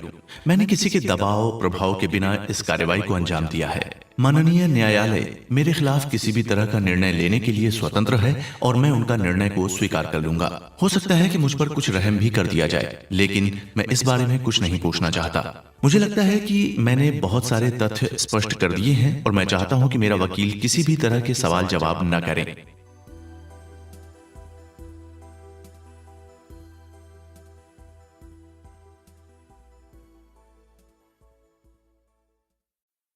30 जनवरी 1948 की घटना से जुड़े 144 गवाह हूं। वैसे मैंने किसी से व्यक्तिगत रूप से कोई बातचीत नहीं की थी। मैं गांधी जी के प्रार्थना सभा में रैली में शामिल होने के लिए सहमत हो गया था, लेकिन मैं ऐसा कर नहीं सकता। मुंबई, पुणे, ग्वालियर के स्वयं सेवकों को सुरक्षित करने के लिए आपटे और अन्य लोगों ने प्रयास किए थे। दिल्ली के एक शरणार्थी शिविर में जब मैं घूम रहा था तब वहां एक फोटोग्राफर भी मुझे मिला। उसकी पीठ पर कैमरा डाला हुआ था। उसने मुझे फोटो खिंचवाने के लिए कहा और मैं स्वीकार करता हूं कि मैंने उसके साथ साथ फोटो खिंचवाई थी, लेकिन इसका 30 जनवरी की घटना से कोई संबंध नहीं था। इस दिन के आसपास मैंने आप्टे से भी बात की थी, लेकिन ये सिर्फ अखबार के कारोबार को लेकर थी। इस बारे में मेरे द्वारा दिया गया एक एक बयान सच है। इस स्टेटमेंट को पब्लिश किया जाए ताकि जनता को पता चल पड़े। इसके लिए सरकार the Indian yearbook, history of the Congress, Gandhi ji की आत्मकथा, कांग्रेस का बुलेटिन, यंग इंडिया समय समय पर जारी कर दिए जाएं। मैंने ये लंबा स्टेटमेंट और ये बयान इसलिए नहीं दिया कि लोग मेरी तारीफ करें, जबकि मैं सब कुछ स्पष्ट करना चाहता हूं और मेरे पीछे किसी भी तरह की गलतफहमी न रह जाए। मेरे खिलाफ सवाल जवाब करने वालों को, जानकारी जुटाने वाले अधिकारियों और वकीलों से मुझे किसी तरह की शिकायत नहीं है और मैं उनके प्रति दुश्मनी के भाव भी नहीं रखता हूं। पुलिस ने इस मामले में मेरी जो मदद की या मेरे खिलाफ जो कदम उठाए, उसके लिए भी मैं उन्हें शुक्रिया अदा करना चाहूंगा। जेल के अधिकारियों ने मुझसे बहुत अच्छा व्यवहार किया, मैं उन्हें भी धन्यवाद देता हूँ। मैंने गांधी जी को गोली मारी तब भीड़ में 300 से 400 लोग मौजूद थे और दिन दहाड़े गोली मारने के बाद मैं बचने का प्रयास नहीं किया। वास्तव में मैं सोच कर आया था कि मैं भागने के बारे में सोचूंगा भी नहीं और मैंने ऐसा ही किया। मुझे उम्मीद है कि ईमानदार इतिहासकार मेरे कार्य पर विचार करेंगे और भविष्य में इसकी वैल्यू समझेंगे। अखंड भारत अमर रहे, वंदे मातरम। विशेष न्यायाधीश नाथूराम विनायक राव गोडसे, दिल्ली, 8 नवंबर 1948। हाई कोर्ट में स्पेशल जज के सामने आरोप विचार और अपील का दौर। 8 नवंबर 1948 से 22 नवंबर 1948 तक कुल 260 पन्नों में आरोपितों के बयान दर्ज हुए। बाद में इनके खिलाफ बचाव हेतु अपील की गई। मदन लाल पहवा ने स्वीकार किया था कि 20 जनवरी 1948 को प्रार्थना सभा में कॉटन पाउडर गांधी जी के भाषण के दौरान उन्होंने चलाया था। दिगंबर बैज ने स्वीकार किया कि मुखबिर बन चुका था। नाथूराम गोडसे ने स्पष्ट रूप से अपना जुर्म कबूल किया था और इसके पीछे एक बहुत बड़े स्टेटमेंट में कारण गिनाए थे। इसके बाद बचाव पक्ष की दलीलें 1 दिसंबर 1948 से शुरू हुईं और कई दिनों तक चलती रहीं। नाथूराम विनायक गोडसे ने अपना मुकदमा दायर किया, जबकि दास वीर सावरकर के वकील थे। नाथूराम गोडसे ने जज के सामने कहा कि उन्होंने 2 गोली मारी थी, जबकि मेडिकल रिपोर्ट में 3 गोलियां दर्ज हैं। जब नाथूराम गोडसे से पूछा गया कि आपने 2 बुलेट बताई है, जबकि मेडिकल में 3 बुलेट निकली, तब नाथूराम गोडसे का जवाब था कि वो पिस्टल ऑटोमेटिक थी और ट्रिगर केवल 1 बार दबाया गया था, तो उसमें हो सकता है कि गोलियां 2 या 3 बार निकली हों, लेकिन गांधी जी को मारने के लिए एक ही काफी थी। 30 दिसंबर 1948 को कोर्ट के अंतिम तारीख के साथ फैसले का इंतजार किया जाना था। फैसले में लगभग 1 महीने का समय था। 10 फरवरी 1950 को फैसला आया और दोष सिद्ध हो चुके थे। लाल किला में विशेष कोर्ट में जज आत्मचरण ने सभी दोषियों को एक के बाद एक सजा सुनाई। नाथूराम और नाना आप्टे को फांसी की सजा सुनाई गई, जबकि विष्णु करकरे, मदन लाल पहवा और गोपाल गोडसे के साथ शंकर किस्तया और डॉक्टर परचुरे को आजीवन कारावास की सजा दी गई। दिगंबर जैन ने मुखबिर बनना स्वीकार किया था और क्षमा याचिका लगाई थी। वहीं वीर सावरकर को बरी कर दिया गया। फैसला आ जाने के बाद देश में एक अजीबोगरीब शांति थी। थोड़ा सा भय है ऐसा जरूर लग रहा था। तभी हम सभी ने एक स्वर में नारा लगाया, अविभाजित भारत अमर रहे, वंदे मातरम। सजा के साथ साथ हम एक अजीब ही दुनिया में पहुंच चुके थे। हमारे सपने खत्म हो चुके थे और अब बेड़ियां हमें परेशान कर रही थीं। लेकिन इसके बाद भी हम खुश हैं। हम सभी ने फैसले के खिलाफ अपील दायर की, जो 15 दिनों बाद मंजूर कर ली गई। वकील अब हमारे लिए पैरवी की तैयारी कर रहे थे और इस बीच वो हमसे 2 या 3 बार मिलने भी आए। लेकिन हम सबके विपरीत नाथूराम ने अपने आरोपों के खिलाफ कोई अपील नहीं की। धारा 302 के तहत मिली सजा को नाथूराम ने स्वीकार कर लिया था। नाथूराम को सेंट्रल जेल अंबाला भेज दिया गया था और अब नाथूराम, नाना आप्टे काल कोठरी में पहुंच चुके थे। जेल के अधिकारी उन दोनों से सहानुभूति से पेश आते थे। इसके 2 ही कारण थे कि शायद वो हमें इतने दिनों से देख रहे थे और हमारे दिल की गहराइयों को समझ चुके थे कि हमने आखिर गांधी जी को क्यों मारा, और दूसरा कारण ये हो सकता है कि शायद वो भी गांधी विरोधी रहे होंगे। कई लोग नाथूराम को अब नायक मानने लगे थे। अपीलों पर सुनवाइयां 23 मई 1950 से शुरू हुई और हर 15 दिनों बाद तारीख से लगते रही। शिमला में नाथूराम के मामले को लेकर विशेष सिक्योरिटी पैदा हो चुकी थी, क्योंकि जिस आदमी को फांसी की सजा दी जा चुकी है वो कोर्ट में अपना पक्ष स्वयं रखने के लिए पहुंचने वाला था। नाथूराम गोडसे की हिम्मत की हर जगह सब तारीफ कर रहे थे और बुद्धिमान लोग इस बात के प्रति बेहद उत्सुक थे कि आखिर नाथूराम गोडसे ये मुकदमा कैसे लड़ेंगे। उस समय पंजाब हाई कोर्ट के न्यायाधीश श्री खोसला ने अपनी एक पुस्तक एसोसिएशन ऑफ द महात्मा में इस बात का विशेष उल्लेख किया है। उन्होंने लिखा कि नाथूराम गोडसे ने घंटों तक अपने बचाव में बहस की और तथ्यों और सबूतों को स्पष्ट रूप से सामने रखा, जबकि वो जानते थे कि हारने के बाद उनके गले में फांसी का फंदा होगा। 22 जून 1950 को सुप्रीम कोर्ट का फैसला आया और डॉक्टर परचुरे और शंकर बरी हो गए, लेकिन नाथूराम गोडसे और नाना आप्टे पर दोष सिद्ध हो गया और उनकी सजा बरकरार रही। सुप्रीम कोर्ट के ट्रायल के बाद का घटनाक्रम। नाथूराम की अपील पर सुनवाई के बाद उन्हें वापस अंबाला जेल भेज दिया गया और फिर भी वही जेल की कोठरी में रहे। उनके साथ नाना आप्टे भी मौजूद थे और दोनों अंत तक इसी जेल में रहे। जब नाथूराम शिमला की जेल में अस्थायी रूप से रखे गए थे, तब उन्हें एक पत्र मिला था। ये पत्र रामदास गांधी ने लिखा था, जो गांधी जी के पुत्र थे। पत्र में लिखा था, प्रिय नाथूराम गोडसे, इस पत्र का लेखक एक ऐसे व्यक्ति का पुत्र है जिसकी तुमने हत्या की है, लेकिन मेरे पिता के नश्वर शरीर का अंत तुमने किया है। इससे ज्यादा अब तुम कुछ नहीं कर पाए, क्योंकि दुनिया के लाखों लोगों के दिलो दिमाग में मेरे पिता अभी भी जिंदा हैं और वे उनके दिलों पर राज कर रहे हैं। दुनिया भर के लोग उन्हें श्रद्धांजलि दे रहे हैं और इस बात का सबूत है कि लोग मेरे पिता को चाहते थे। दुनिया भर के लोग उनकी आत्मा की शांति के लिए प्रार्थना कर रहे हैं। आज के मौजूदा हालात के सबसे महान नेताओं में गिने गए। उन्होंने पूरी दुनिया को सार्थक शब्दों में सत्य और अहिंसा का पाठ पढ़ाया, लेकिन जैसे जिसकी दृष्टि होती है उसे सृष्टि वैसी ही नजर आती है। आपके केस में भी कुछ ऐसा रहा। मुझे यकीन है कि अपने किए पर आप भी एक दिन पछताएंगे और महसूस करेंगे कि आपने जो किया वो आपको नहीं करना चाहिए था। अपने किए पर एक बार विचार कीजिएगा। भवदीय रामदास गांधी। इस पत्र का जवाब नाथूराम गोडसे ने दिया था। उन्होंने अपने उत्तर में लिखा, ओम, शिमला 3 जून 1949। श्री भाई श्री रामदास गांधी, मुझे आपका 17 मई 1949 को लिखा पत्र मिला। एक इंसान के तौर पर मैं समझ सकता हूं कि आप और आपके परिवार को आपके पिता के दुखद निधन के बाद कैसा महसूस हो रहा होगा। मैंने जो काम किया है उसके लिए व्यक्तिगत रूप से आप मुझे जेल और फांसी पर लटका देखना चाहेंगे। मैं आपको बता दूं कि मैं तर्कशील, शक्तिशाली व्यक्ति हूं जो अपनी मातृभूमि के प्रति भक्ति के कारण ये काम कर चुका हूं।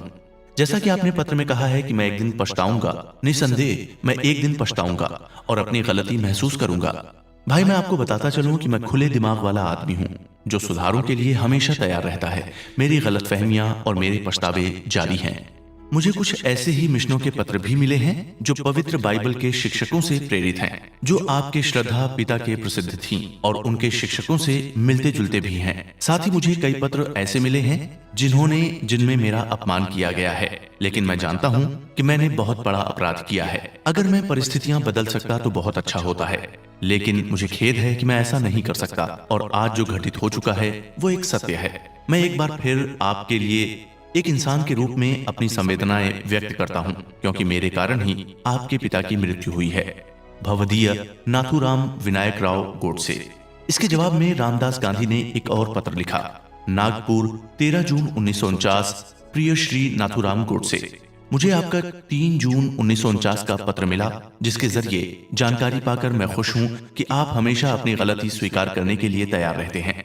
आपने अपने पत्र में बेबाक अंदाज में मेरे पिता के करीबी सहयोगियों से प्रश्न किए और अपने किए पर शर्मिंदगी महसूस करते हुए मुझे स्थिति से वाकिफ करवाया। आपने लिखा कि मातृभूमि और हिंदू धर्म की रक्षा के लिए आपने मतभेदों के चलते ये सब किया। मैं जवाहरलाल नेहरू, विनोबा भावे, श्री किशोरीलाल मशरूवाला से इस विषय में बात करना चाहूंगा। वैसे आगे तुम्हारा भाग्य क्या होगा ये 25 जून 1940 के बाद ही तय होगा। हो सकता है कि मैं आपसे मिलने भी आऊंगा। इस बीच मैं आपको ये सुझाव देना चाहूंगा कि क्या आप अपना खाली समय खुद को जानने में और खुद से सवाल करने में लगाएं। सर्वशक्तिमान ईश्वर से प्रार्थना करें, केवल वही आपको अब सही रास्ता दिखा सकते हैं। यदि आप मुझ पर यकीन करते हैं तो आप भगवत गीता के 98 अध्याय 11 श्लोक का पाठ कीजिए। ये आपको शांति प्रदान करेगा। इसका अर्थ है कि हे भगवान, हे कृष्ण, आपकी कृपा से मेरा ज्ञान दूर हो गया, मेरी सारी शंकाओं का समाधान हो चुका है और अब मैं मेंटली और फिजिकली खुद को सामान्य महसूस कर रहा हूँ।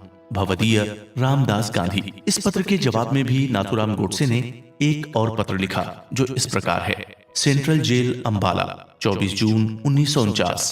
प्रिय श्री रामदास गांधी, मुझे आपका 23 जून को लिखा हुआ पत्र उसी तारीख को मिला। मुझे खुशी है कि आपने मेरे अनुरोध का तुरंत जवाब दिया।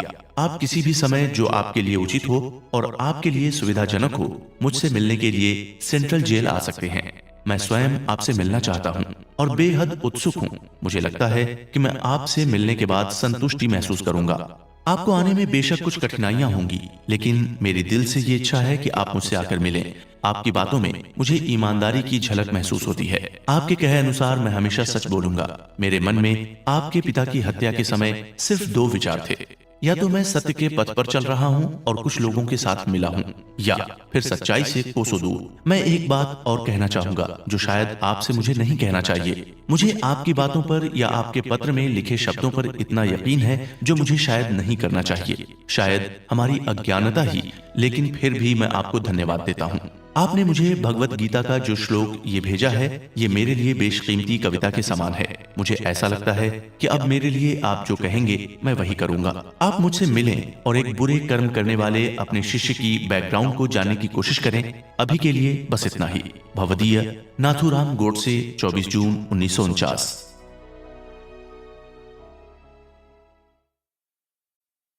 पत्रों में सवाल जवाब और व्यवहार का जो सिलसिला इन दोनों के बीच शुरू हुआ, वो नाथूराम गोडसे की मानसिक स्थिति को दर्शाता है। साथ ही वो भी दर्शाता है कि वो खुले दिमाग के व्यक्ति और किसी पर भी गहरा यकीन करने वाले लोगों में से थे।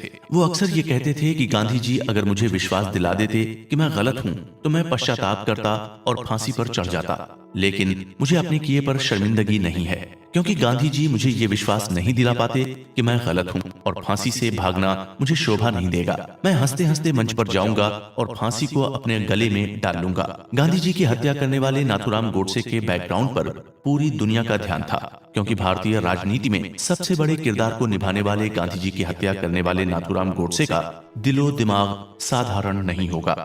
क्योंकि अपने बयानों में नाथूराम अंत तक अडिग रहे। जो पहली बार बयान दिए वो अंततः उन्होंने जारी रखे। आखिरी में उन्होंने ये भी कहा कि मुझे नहीं लगता कि मुझे खुद को साबित करने की आवश्यकता है। गांधी जी की हत्या वाले दिन से लेकर नाथूराम गोडसे की फांसी वाले दिन तक 655 दिन यानी 21 महीने बीत चुके थे। इन दिनों में नाथूराम गोडसे की डेली रूटीन में जरा भी चेंज नहीं था। धार्मिक अनुष्ठान, खाना पीना और आराम से सोना जैसे काम वे उसी तरह से कर रहे थे जैसे वो घटना वाले दिन से पहले किया करते थे। ये उनकी मजबूत मानसिक स्थिति मतलब स्ट्रॉन्ग मेंटल कंडीशन का प्रमाण था। 11 नवंबर 1949 को उन्होंने हमारे माता पिता के नाम एक टेलीग्राम भेजा, जिसमें उन्होंने अपने लिए आशीर्वाद और सांत्वना मांगी थी। पत्र के कुछ मुख्य अंश इस प्रकार। अंबाला, 11 नवंबर 1949। परम पूज्यनीय माता पिता, मेरे पास आपकी तस्वीर है और मैं उन्हें देखता रहता हूँ। उन्हें देख देख कर मुझे ऐसा लगता है कि मैं ब्रह्म से जुड़ रहा हूँ। मुझे पता है कि आप इस वक्त ऐसे नहीं हैं, दर्द से गुजर रहे हैं और मेरे खोने का डर आपके दिलो दिमाग में घर कर गया है।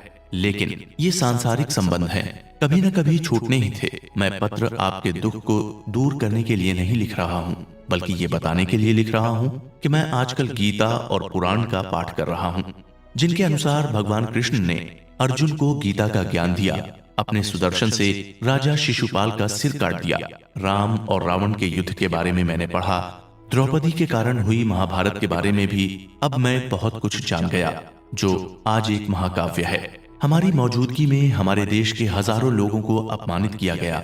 हिंदू महिलाओं के साथ बलात्कार कर उन्हें जबरन इस्लाम कबूल करवाया गया।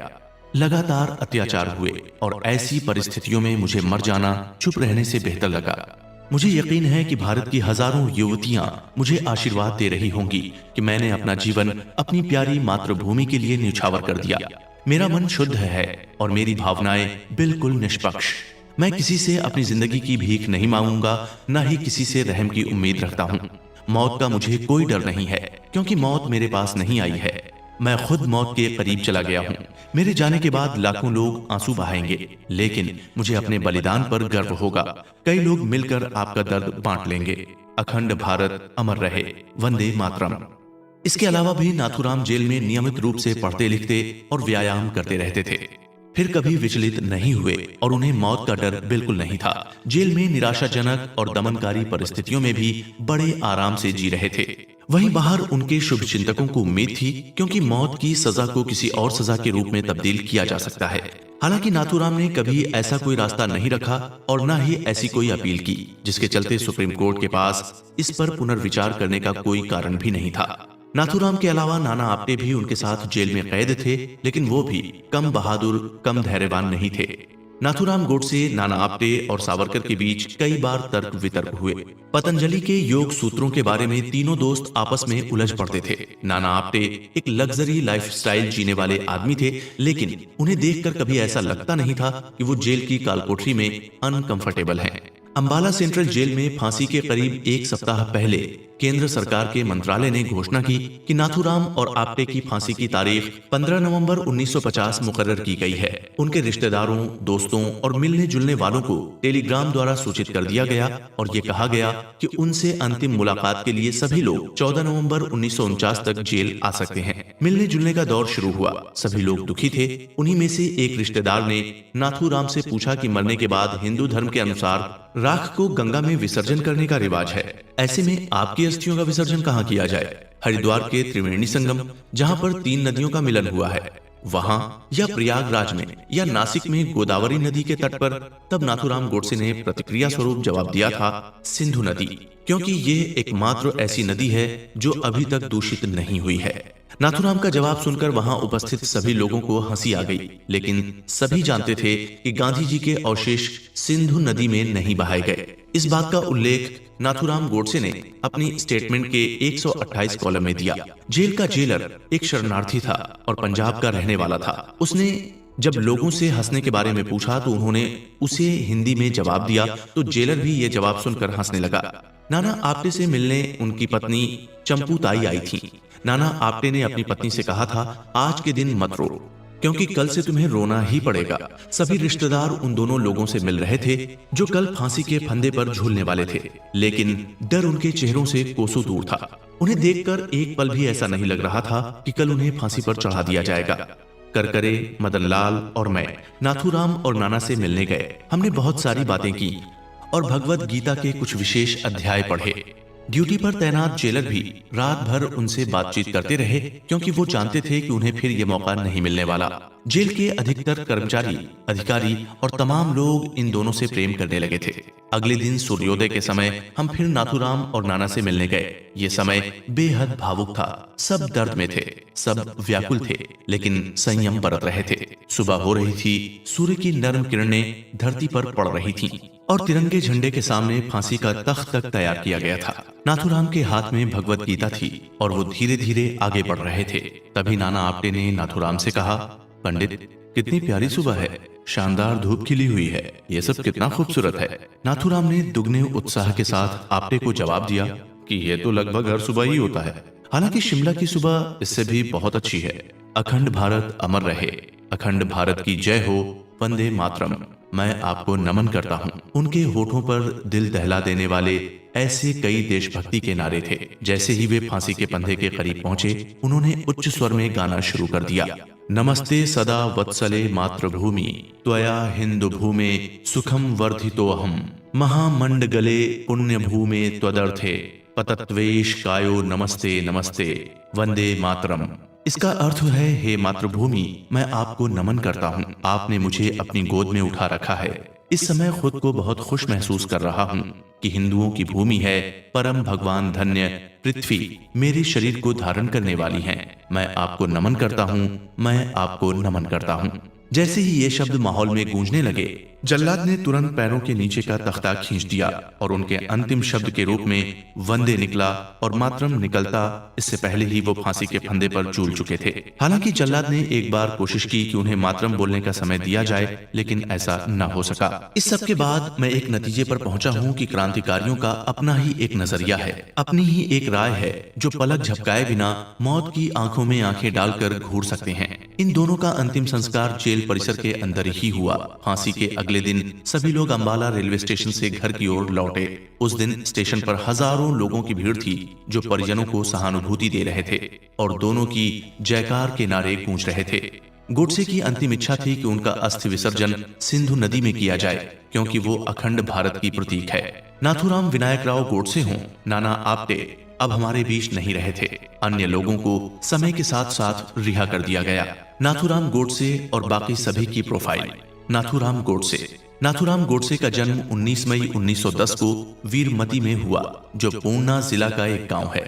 नाथूराम गोडसे चित्पावन ब्राह्मण समुदाय में जन्मे। उनके दादाजी वामनराव गोडसे एक विद्वान ब्राह्मण थे।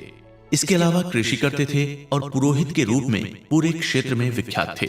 वे उक्सान के मूल निवासी थे। वनु वामनराव गोडसे की 3 बेटियां और 1 बेटा था। उनके बेटे का नाम विनायक राव था और उनका जन्म 1875 में हुआ था। विनायक राव जब 17 वर्ष के थे तभी उनकी शादी कर दी गई थी। विनायक राव इस समय स्कूल शिक्षा ग्रहण कर रहे थे, तभी उनकी शादी 10 साल की गोदावरी से कर दी गई और शादी के बाद गोदावरी का नाम बदलकर लक्ष्मी रख दिया गया।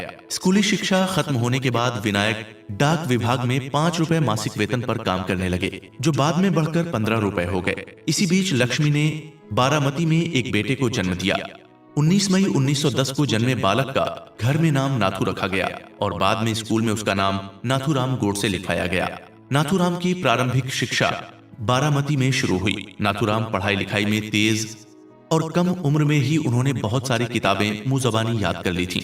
स्वतंत्रता की कहानियों से जुड़ी किताबें पढ़कर उनके मन पर इनका बड़ा असर हुआ। चौथी कक्षा पास करने के बाद वो अपनी मौसी के यहाँ पुणे अंग्रेजी की शिक्षा प्राप्त करने के लिए आ गए। नाथूराम पढ़ाई के अलावा सोशल एक्टिविटी में भी काफी सक्रिय थे। बहुत छोटी उम्र के नाथूराम ने बचपन से ही बहादुरी और साहस के काम करना शुरू कर दिया था। एक समय पर लोनावाला से गुजर रहे थे और एक लड़का कुएं में गिर गया। उसकी माँ और अन्य महिलाएं चीख पुकार कर मदद की गुहार लगा रही थीं। तभी नाथूराम और उनके मित्र ने परिस्थिति को देखकर महिलाओं की मदद करने की ठानी। नाथूराम सीधे कुएं में कूद पड़े और बच्चे को निकाल लाए। Page number 112। बचाया गया बच्चा महार जाति का था और लोग उसे अछूत कह रहे थे। कारण जो भी हो, लेकिन इसके बाद से उन्होंने जातिगत भेदभाव के खिलाफ अभियान छेड़ दिया और ऐसे हर अभियान में शामिल होने लगे। राजनीतिक गतिविधियों यानी कि पॉलिटिकल एक्टिविटीज पर उनकी नजरें थीं। पॉलिटिक्स में जागरूकता लाने की कोशिश कर रहे थे। सत्याग्रह आंदोलन के समय और अधिक सक्रिय हो गए, जो गांधी जी के नेतृत्व में किया गया। इस आंदोलन में उन्होंने अपने पिता से इजाजत मांगी कि उसमें शामिल हो जाएं। उनके पिता ने उन्हें शिक्षा के महत्व को बताते हुए पहले शिक्षा दीक्षा पूरी करने की बात कही। नूतन मराठी विद्यालय में पढ़ते हुए उन्होंने मैट्रिक परीक्षा उत्तीर्ण की। उसके बाद उसके पिता ने उन्हें रत्नागिरी 1929 में भेज दिया। उनका रत्नागिरी आना उनके जीवन का सबसे बड़ा परिवर्तन साबित हुआ। वहां वे वीर सावरकर से मिले। उस समय पॉलिटिकल इश्यू डिस्कशन गुप्त रूप से सावरकर ही किया करते थे, क्योंकि सरकार रत्नागिरी जिले की सीमा पर लिखना और राजनीतिक मुद्दों पर चर्चा लगभग प्रतिबंधित था। सावरकर उस समय माझी जन्म थेप नामक लेखों की सीरीज पब्लिश करवा रहे थे। हालांकि बाद में इस किताब को प्रतिबंधित करवाकर जब्त कर लिया गया। इस घटना के बाद नाथूराम को वीर सावरकर की महानता का पता चला और वो उनके कामकाज के बारे में और अधिक जानकारी रखने लगे। एक बार उन्होंने स्वतंत्रता संग्राम 1857 की एक कॉपी पढ़ने का निर्णय लिया।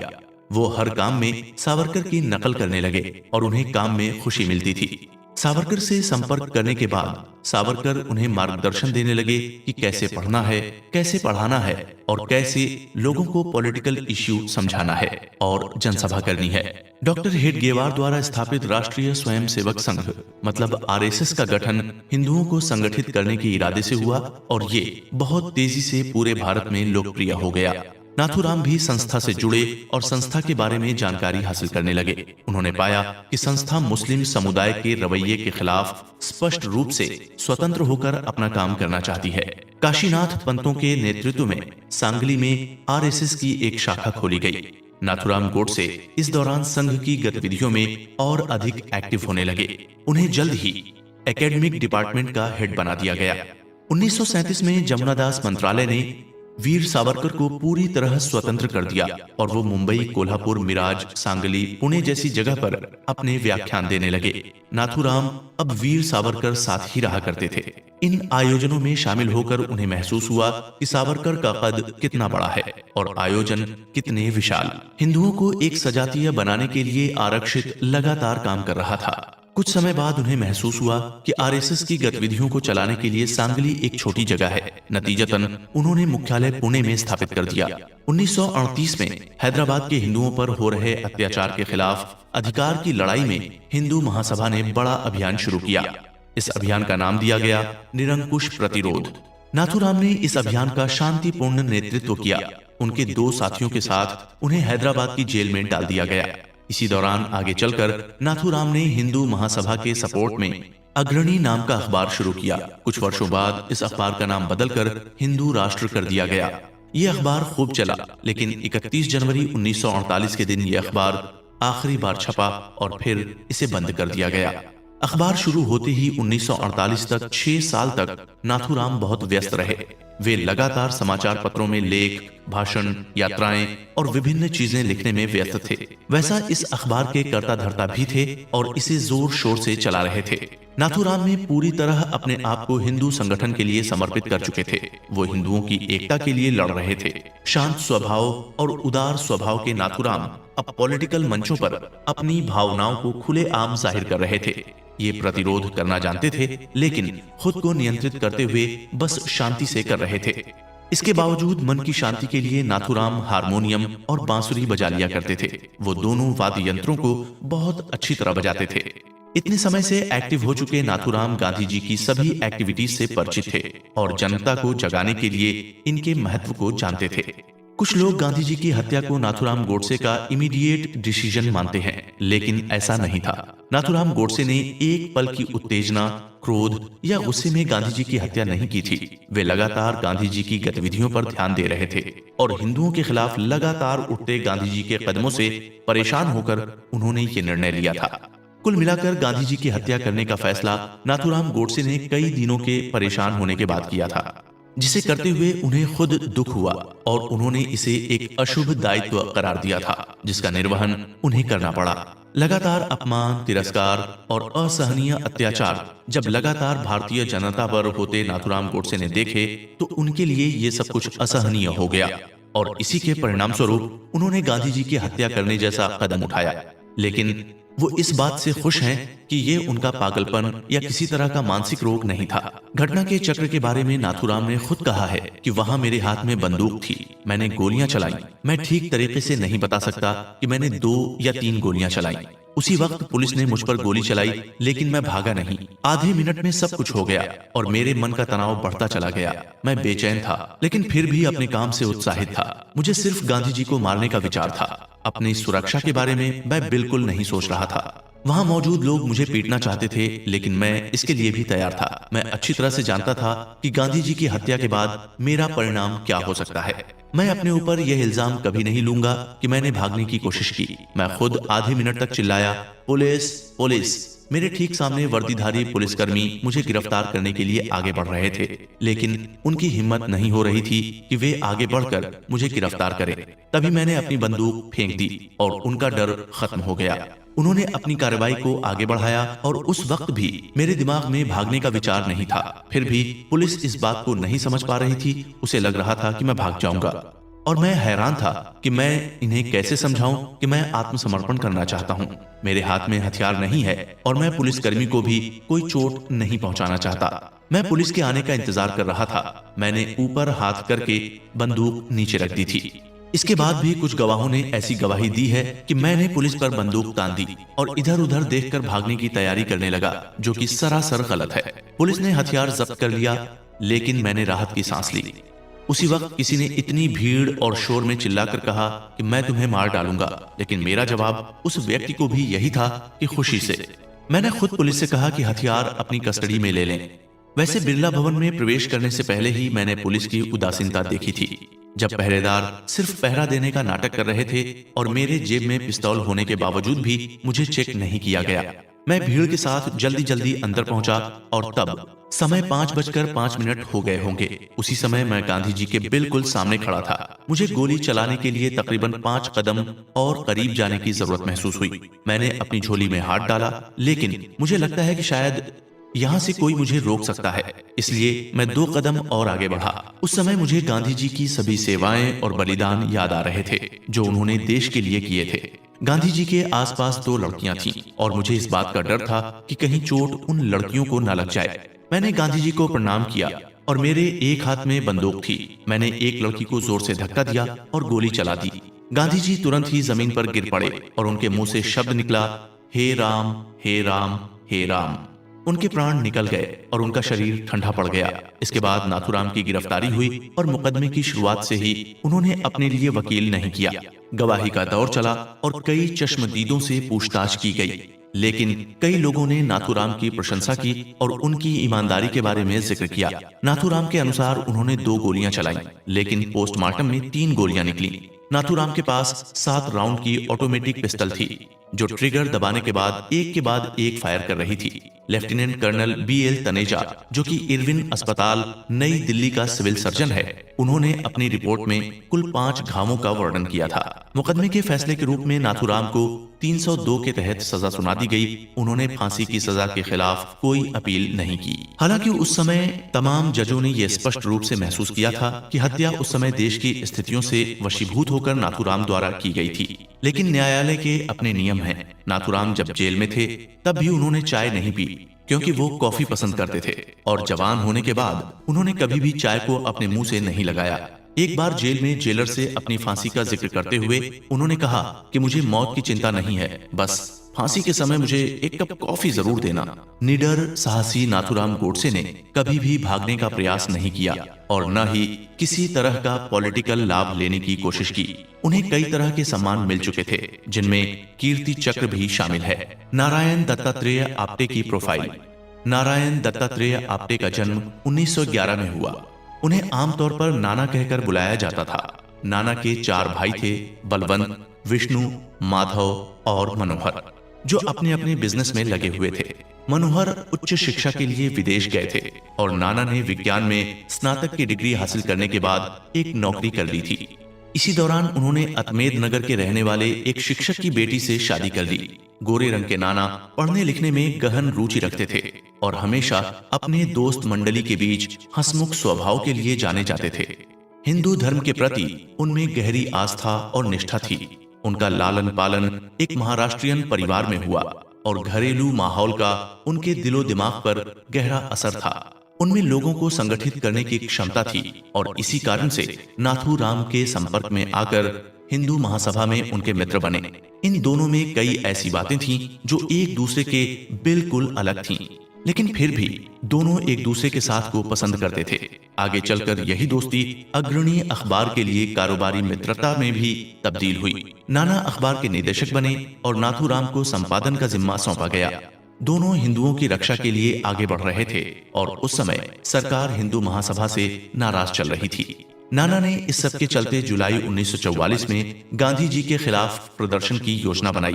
दिल्ली की स्ट्रीट कॉलोनी में नाना ने ही व्यक्तिगत रूप से इस कार्य की शुरुआत की। नाथूराम गोडसे की तरह नाना ने भी अपनी अस्थियों को सिंधु नदी में विसर्जित करने की बात कही थी। एक बार मुझसे बात करते हुए नाना ने कहा था कि देखो गोपाल, मर जाने के बाद मेरी राख को नदी में डालना इतना महत्व नहीं रखता, लेकिन फिर भी क्योंकि हमारी आस्था हिंदू धर्म में है, ऐसे में मेरे नश्वर शरीर की राख सिंधु नदी में बहाना। उन्होंने एक बार यह भी कहा था कि पाकिस्तान के बंटवारे के बाद हिंदुओं का अपमान तो हुआ ही, लेकिन गांधी जी की मौत के बाद पाकिस्तान से कोई शोक संदेश नहीं आया। जिन्ना ने अपनी प्रतिक्रिया में भी यही कहा था कि एक हिंदू नेता का निधन हो गया। क्या ये गांधी जी का अपमान नहीं था? जबकि जिन्ना का पहला कर्तव्य था कि जिस व्यक्ति ने उन्हें पाकिस्तान बनाकर दिया उसके प्रति श्रद्धांजलि प्रकट करते। यहाँ तक कि पाकिस्तान ने ही गांधी जी की अस्थियां सिंधु नदी में बहाने तक से मना कर दिया था। क्या ये गांधी जी के लिए शर्मिंदगी और अपमान का पर्याय नहीं था? जेल में बंद नाना ने अपनी पत्नी चंपूताई से कहा था कि क्या तुम अमरता में विश्वास करती हो? एक दिन सभी को मरना है, इसलिए आज मत रो, क्योंकि आगे आपको रोना ही है।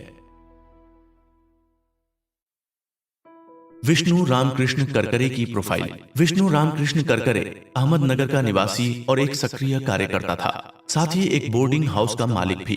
बंगाल में जब अत्याचार हो रहे थे और हिंदुओं का कत्लेआम हो रहा था, तब इस जुझारू कार्यकर्ता ने हिंदुओं के बचाव के लिए बहुत सारे काम किए थे। हिंदू महासभा के बैनर तले शरणार्थी शिविरों को संभालने का काम करकरे के हाथों में ही था। 1946-47 में विष्णु करकरे ने अहमदनगर में अपना व्यापार व्यवसाय किया और वहीं उनकी मृत्यु हुई। 6 अप्रैल 1974 को दिल का दौरा पड़ने के बाद वो दुनिया को छोड़ गए और उनकी पत्नी उनका व्यवसाय संभालने लगी। मदन लाल पहवा की प्रोफाइल। मदन लाल एक रिफ्यूजी थे और उन्होंने अपनी आंखों से हिंदुस्तान में हिंदुओं के नरसंहार, लूटपाट, जलाए जाने की घटनाओं को देखा था। ये सिलसिला कई दिनों तक चला और मीलों लंबी कतार में रिफ्यूजी के पलायन में मदन लाल भी शामिल थे। घर से निकाले गए लोग भारत में यहाँ वहां घूमने लगे और आश्रय की तलाश में भटकते रहे। इन तमाम तकालीफों को सहन करने के बाद मदन लाल आक्रोश से भर चुके थे। वे मुंबई में पेपर मिल में काम करते थे। शंकर किस्तैया की प्रोफाइल। शंकर ने दिगंबर बैज की सेवाएं घरेलू नौकर के रूप में की। इस मामले में बरी होने के बाद कुछ समय बाद उसकी मृत्यु हो गई। गोपाल गोडसे की प्रोफाइल, जो इस पुस्तक का लेखक है। गोपाल गोडसे इस मामले में मुजरिम नंबर 6 थे।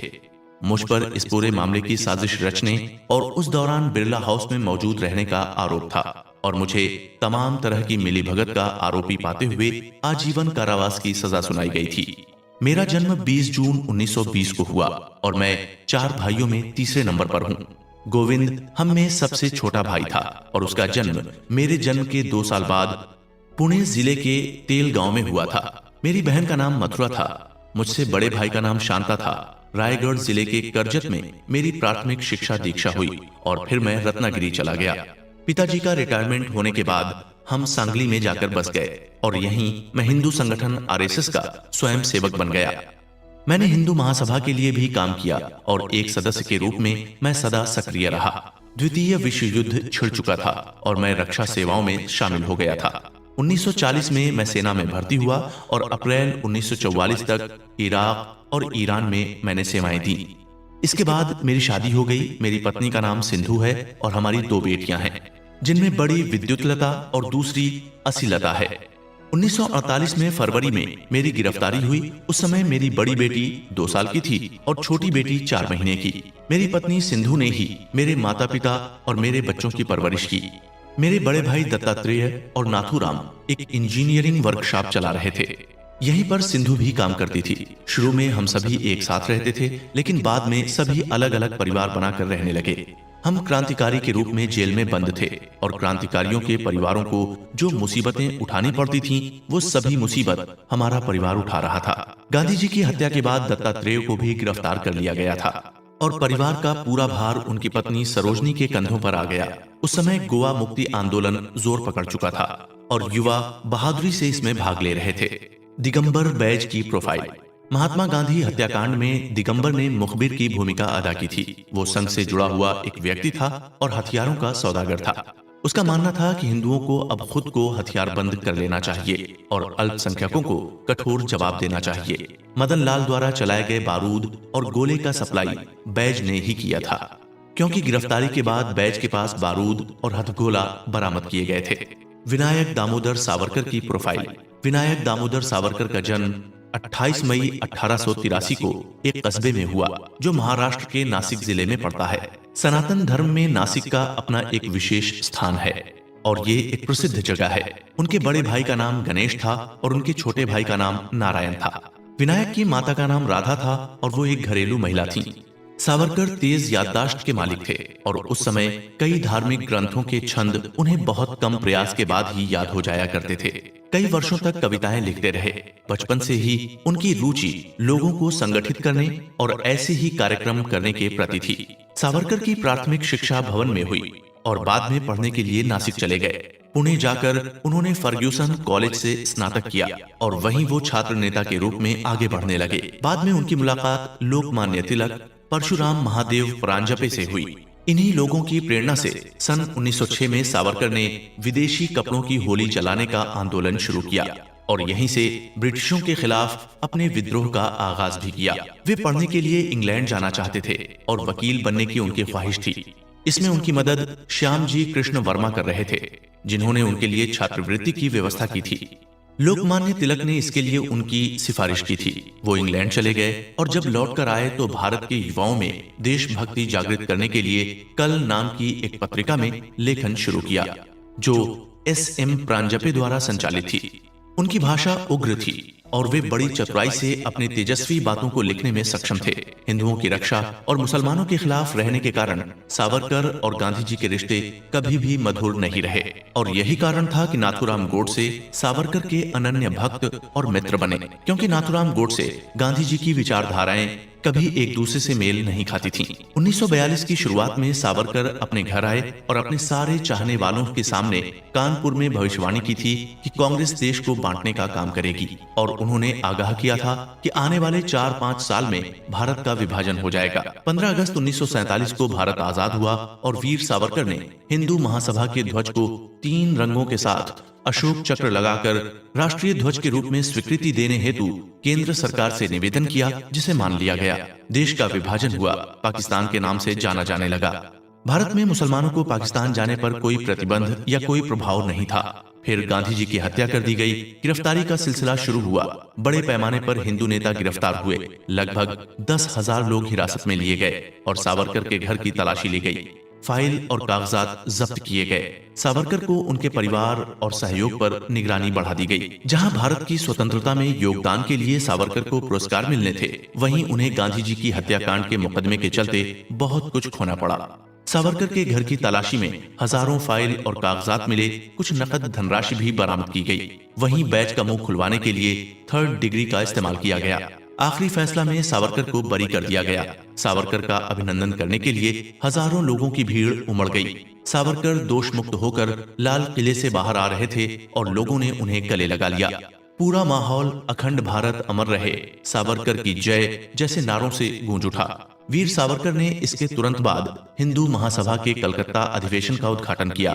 साल 1949 में MP खरे राष्ट्रपति बने और 1 साल बाद ही बीमारी के चलते उन्होंने सार्वजनिक सभाओं में जाना बंद कर दिया।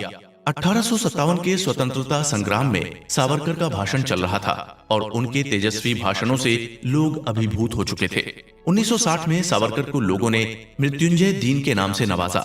फरवरी 1966 की शुरुआत में सावरकर की उम्र 83 वर्ष हो चुकी थी और अब उन्हें ऐसा लगने लगा था कि अब उन्हें मानव शरीर छोड़कर मृत्यु को गले लगा देना चाहिए और खाना पीना छोड़ चुके थे और उन्होंने खुद को अलग थलग कर लिया था। इस दौरान उन्होंने अपने एक पत्र में लिखा, मैंने अपने लोगों की भलाई के लिए अपनी शक्ति के अनुसार प्रयास किए। हालांकि जीवन की कोई सीमाएं नहीं है, लेकिन अब मुझे लगता है कि अब मैं काम का बोझ नहीं उठा पा रहा हूं। मुझे मुक्त हो जाना चाहिए। इसके बाद 26 फरवरी 1966 को मुंबई में इलाज के दौरान वीर सावरकर की मृत्यु हो गई।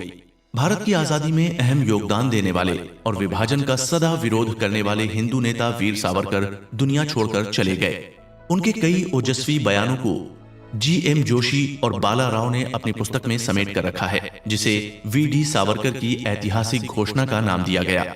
आजादी की लड़ाई किसी एक व्यक्ति का प्रयास नहीं था, ये हजारों लाखों हिंदुस्तानियों के सामूहिक प्रयास का नतीजा था और उन्हीं लाखों हिंदुस्तानियों में सावरकर भी एक थे, जिन्होंने उस समय की पॉलिटिक्स के सभी झूठे वादों को बेपर्दा करते हुए एक सच्चे देशभक्त की तरह जिंदगी जी।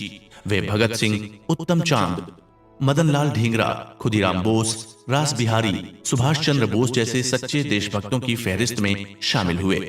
डॉक्टर दत्तात्रेय सदाशिव परचुरे की प्रोफाइल।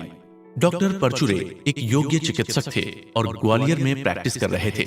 वो संगठन के एक क्वेश्चन कार्यकर्ता भी थे और मुसलमानों के खिलाफ सदा जवाबी हमले के लिए तैयार रहते थे।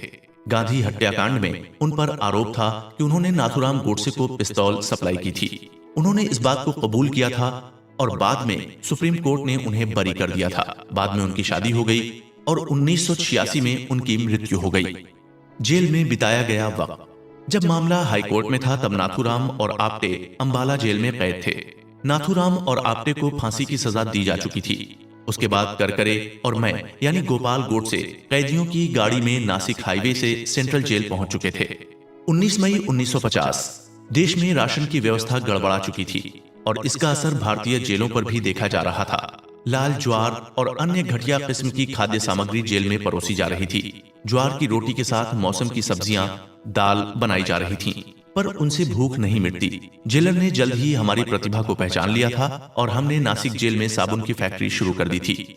19 अगस्त 1955 को नासिक जेल में साबुन फैक्ट्री लगाने के बाद हम थाने जेल में चले गए। यहाँ अपनी स्याही की फैक्ट्री शुरू कर दी। हमारे अच्छे व्यवहार के चलते भारत के पहले गणतंत्र दिवस के उपलक्ष्य पर हमें 40 दिन की जमानत पर बाहर कर दिया गया। बात 16 दिसंबर 1956 की है, जब करकरे का चिकित्सीय परीक्षण यानी मेडिकल चेकअप किया गया, क्योंकि पिछले 7-8 दिन से वो बीमार चल रहे थे। जब मैं खुद जेल में सजा काट रहा था, तब मैंने 7 बार रक्तदान किया था। इसी के चलते मुझे 10 दिनों की छुट्टी दी गई थी। मेरे माता पिता एक बार मुझसे नासिक सेंट्रल जेल में मिलने आए थे। ये मेरे माता पिता से मेरी आखिरी मुलाकात थी। मेरी माँ बहुत ज्यादा बूढ़ी दिख रही थी और उसके दिलो दिमाग पर बेटों की गिरफ्तारी का असर साफ दिख रहा था। बाद में मुझे पता चला कि वो बीमारी के चलते अब बिस्तर पकड़ चुकी हैं। 6 मई 1957 को मेरी माँ की मौत की खबर मुझे जेल में ही मिली। इसके कुछ महीने पहले ही मेरे पिताजी शांत हो चुके थे। मेरे दिलो दिमाग में शांति छाई हुई थी और अन्याय के खिलाफ एक बार फिर लड़ने के लिए तैयार था। दिसंबर 1957 में मैंने सुप्रीम कोर्ट में पहली बार अपने बचाव में याचिका दायर की। मेरी पहली याचिका को सुप्रीम कोर्ट ने सुधार के लिए भेजा और ये सिलसिला कई दिनों तक चलता रहा। 1964 लगातार 7 वर्षों में मैंने सुप्रीम कोर्ट को कम से कम 22 याचिकाएं लिखी थीं। मेरे लिए वकील रखना असंभव था और कोर्ट मेरी याचिकाओं को खारिज किए जा रही थी। धारा 401 के तहत क्षमा दान की शक्ति का प्रयोग करने का मेरा इरादा प्रबल था, जो मुझे आजीवन कारावास से मुक्त करा सकती थी। याचिकाओं की सुनवाइयों का दौर चल रहा था। इसी बीच 20 जनवरी 1962 को मुझे नासिक से औरंगाबाद जेल भेज दिया गया। मुझे 16 अगस्त 1962 को अपनी पत्नी का एक पत्र मिला, जिसमें लिखा था, मुझे सच में विश्वास है गोपाल कि हम आनंद के लिए ही बने हुए हैं। मुझे इन कष्टों, अपमानों, अवमाननाओं से बेहतर मोक्ष लगता है। आपके सारे प्रयास व्यर्थ नजर आ रहे हैं और आप पत्थर से तेल निकालने की कोशिश बंद कर दीजिए। भले ही पूरी दुनिया ने आपसे मुंह मोड़ लिया, लेकिन ये निश्चित है कि मैं आपके साथ खड़ी हूँ और आपकी तरफ हूँ। आप चाहें तो मुझे आजमा सकते हैं। इस तरह कई बार अपील करने के बाद सुप्रीम कोर्ट की ओर से मैं थक चुका था। मुझे अच्छी तरह याद है, शनिवार का दिन था, तारीख 10 अक्टूबर और सन 1964 की बात। सभी कैदियों को सूचना दी गई कि तत्कालीन प्रधानमंत्री गुलजारी लाल नंदा कैदियों को संबोधित करने के लिए दिल्ली जेल आ रहे हैं। ये सभा जेल के बाहरी कक्ष में आयोजित की जाएगी। सभा के बाद गुलजारी लाल नंदा ने मुझे अपने कार्यालय बुलाया और पूछा कि रिहा होने के बाद आप क्या करना चाहेंगे। तो मैंने उत्तर दिया, अभी मैंने इस बारे में कुछ सोचा नहीं है। कुछ औपचारिक बातचीत के बाद ये बैठक समाप्त हो गई। इसके बाद 13 अक्टूबर को जेलर मेरे सामने खड़ा था और उसके हाथों में मेरे लिए रिहाई का आदेश था। समय से पहले मुझे बुढ़ापा आ चुका था और मैं जेल से बाहर था। बहुत लंबे अरसे के बाद मैंने खुली हवा में सांस ली थी और इसी बीच करकरे और मदन लाल को भी जेल से रिहा कर दिया गया था। देहरादून एक्सप्रेस से मैं पुणे चला गया और वहां से कल्याण, जहां मेरे लोगों ने मेरा स्वागत किया, मेरा अभिवादन किया। मेरा दिल जोर से भर गया और मेरे आंसू निकल आए। मुझे बहुत भूख लग रही थी, लेकिन मेरी माँ, मेरे पिताजी और नाथूराम वहां नहीं थे। मैंने उन सभी को याद किया। मैं अंदर गया और उन सभी की तस्वीरों के सामने मेरा सर झुक गया। जेल से रिहा होने के बाद की जिंदगी, फरवरी 1948 से लेकर सितंबर 1964 तक लगभग 17 वर्ष एक लंबा अरसा होता है। मैं दुनिया से दूर था और मैं मान चुका था कि अब मेरा जीवन कैद में ही बीतेगा, लेकिन ऐसा नहीं हुआ। मैं आजाद हुआ। मेरे दोस्तों ने मेरा स्वागत किया और मेरे सम्मान में एक छोटा सा समारोह भी रखा था। कीवी केतकर मराठी दैनिक तरुण भारत के संपादक हुआ करते थे। वो समारोह में मुख्य अतिथि के रूप में आए थे। इसके बाद मैं उनके साथ जुड़ गया और एक मराठी मासिक पत्रिका पेनजान के श्रृंखला के प्रकाशन की जिम्मेदारी मुझे मिली। इस पुस्तक को गांधी जी हत्या अनि मी नाम के शीर्षक से प्रकाशित यानी पब्लिश किया गया।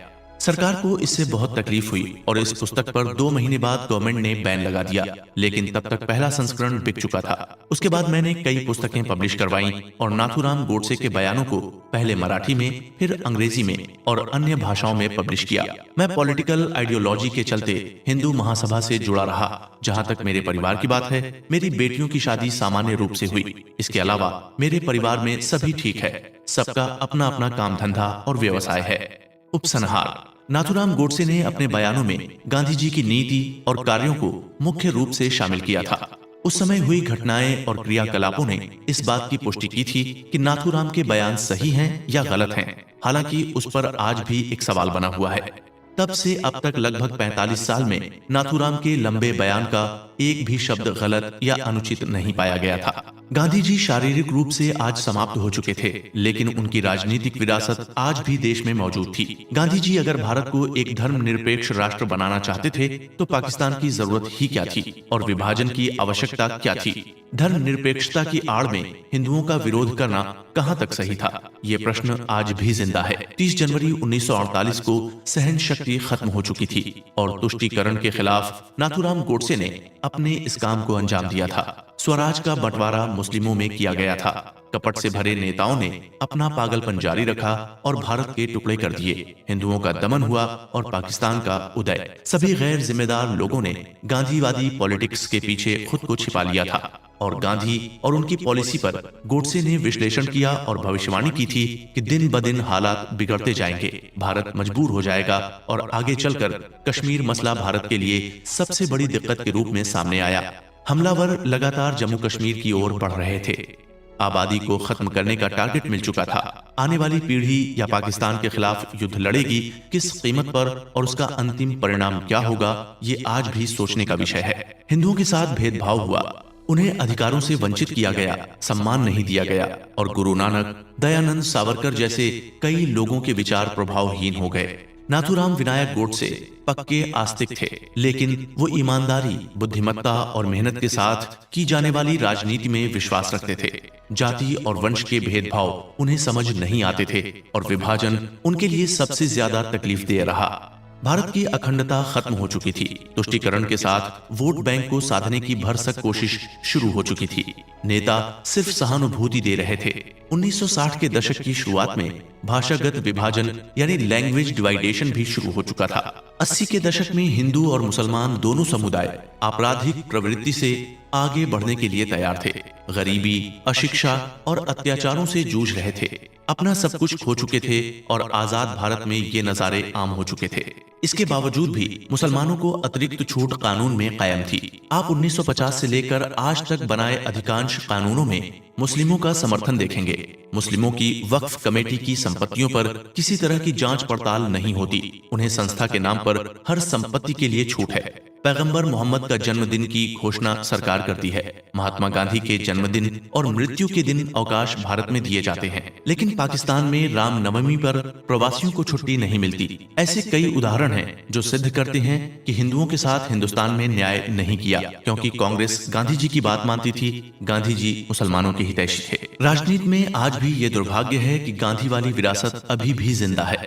भारत में आम आदमी का दुर्भाग्य आज देश की एक अलग सूरत पेश कर रहा है, जो जर्मनी, जापान, कोरिया, ताइवान के सामने एक गांधीवादी कहानी का सबूत है। अंत में केवल इतना कहा जा सकता है कि नाथूराम गोडसे का 45 साल पहले कहा गया कथन देश के लिए एक चेतावनी था। अगर इस चेतावनी पर ध्यान दिया जाता तो देश की और देश के हिंदुओं की ये हालत नहीं होती। आजादी के बाद कपट पूर्ण राजनीति और राजनीतिक विरासत को कभी नहीं भुलाया जा सकेगा।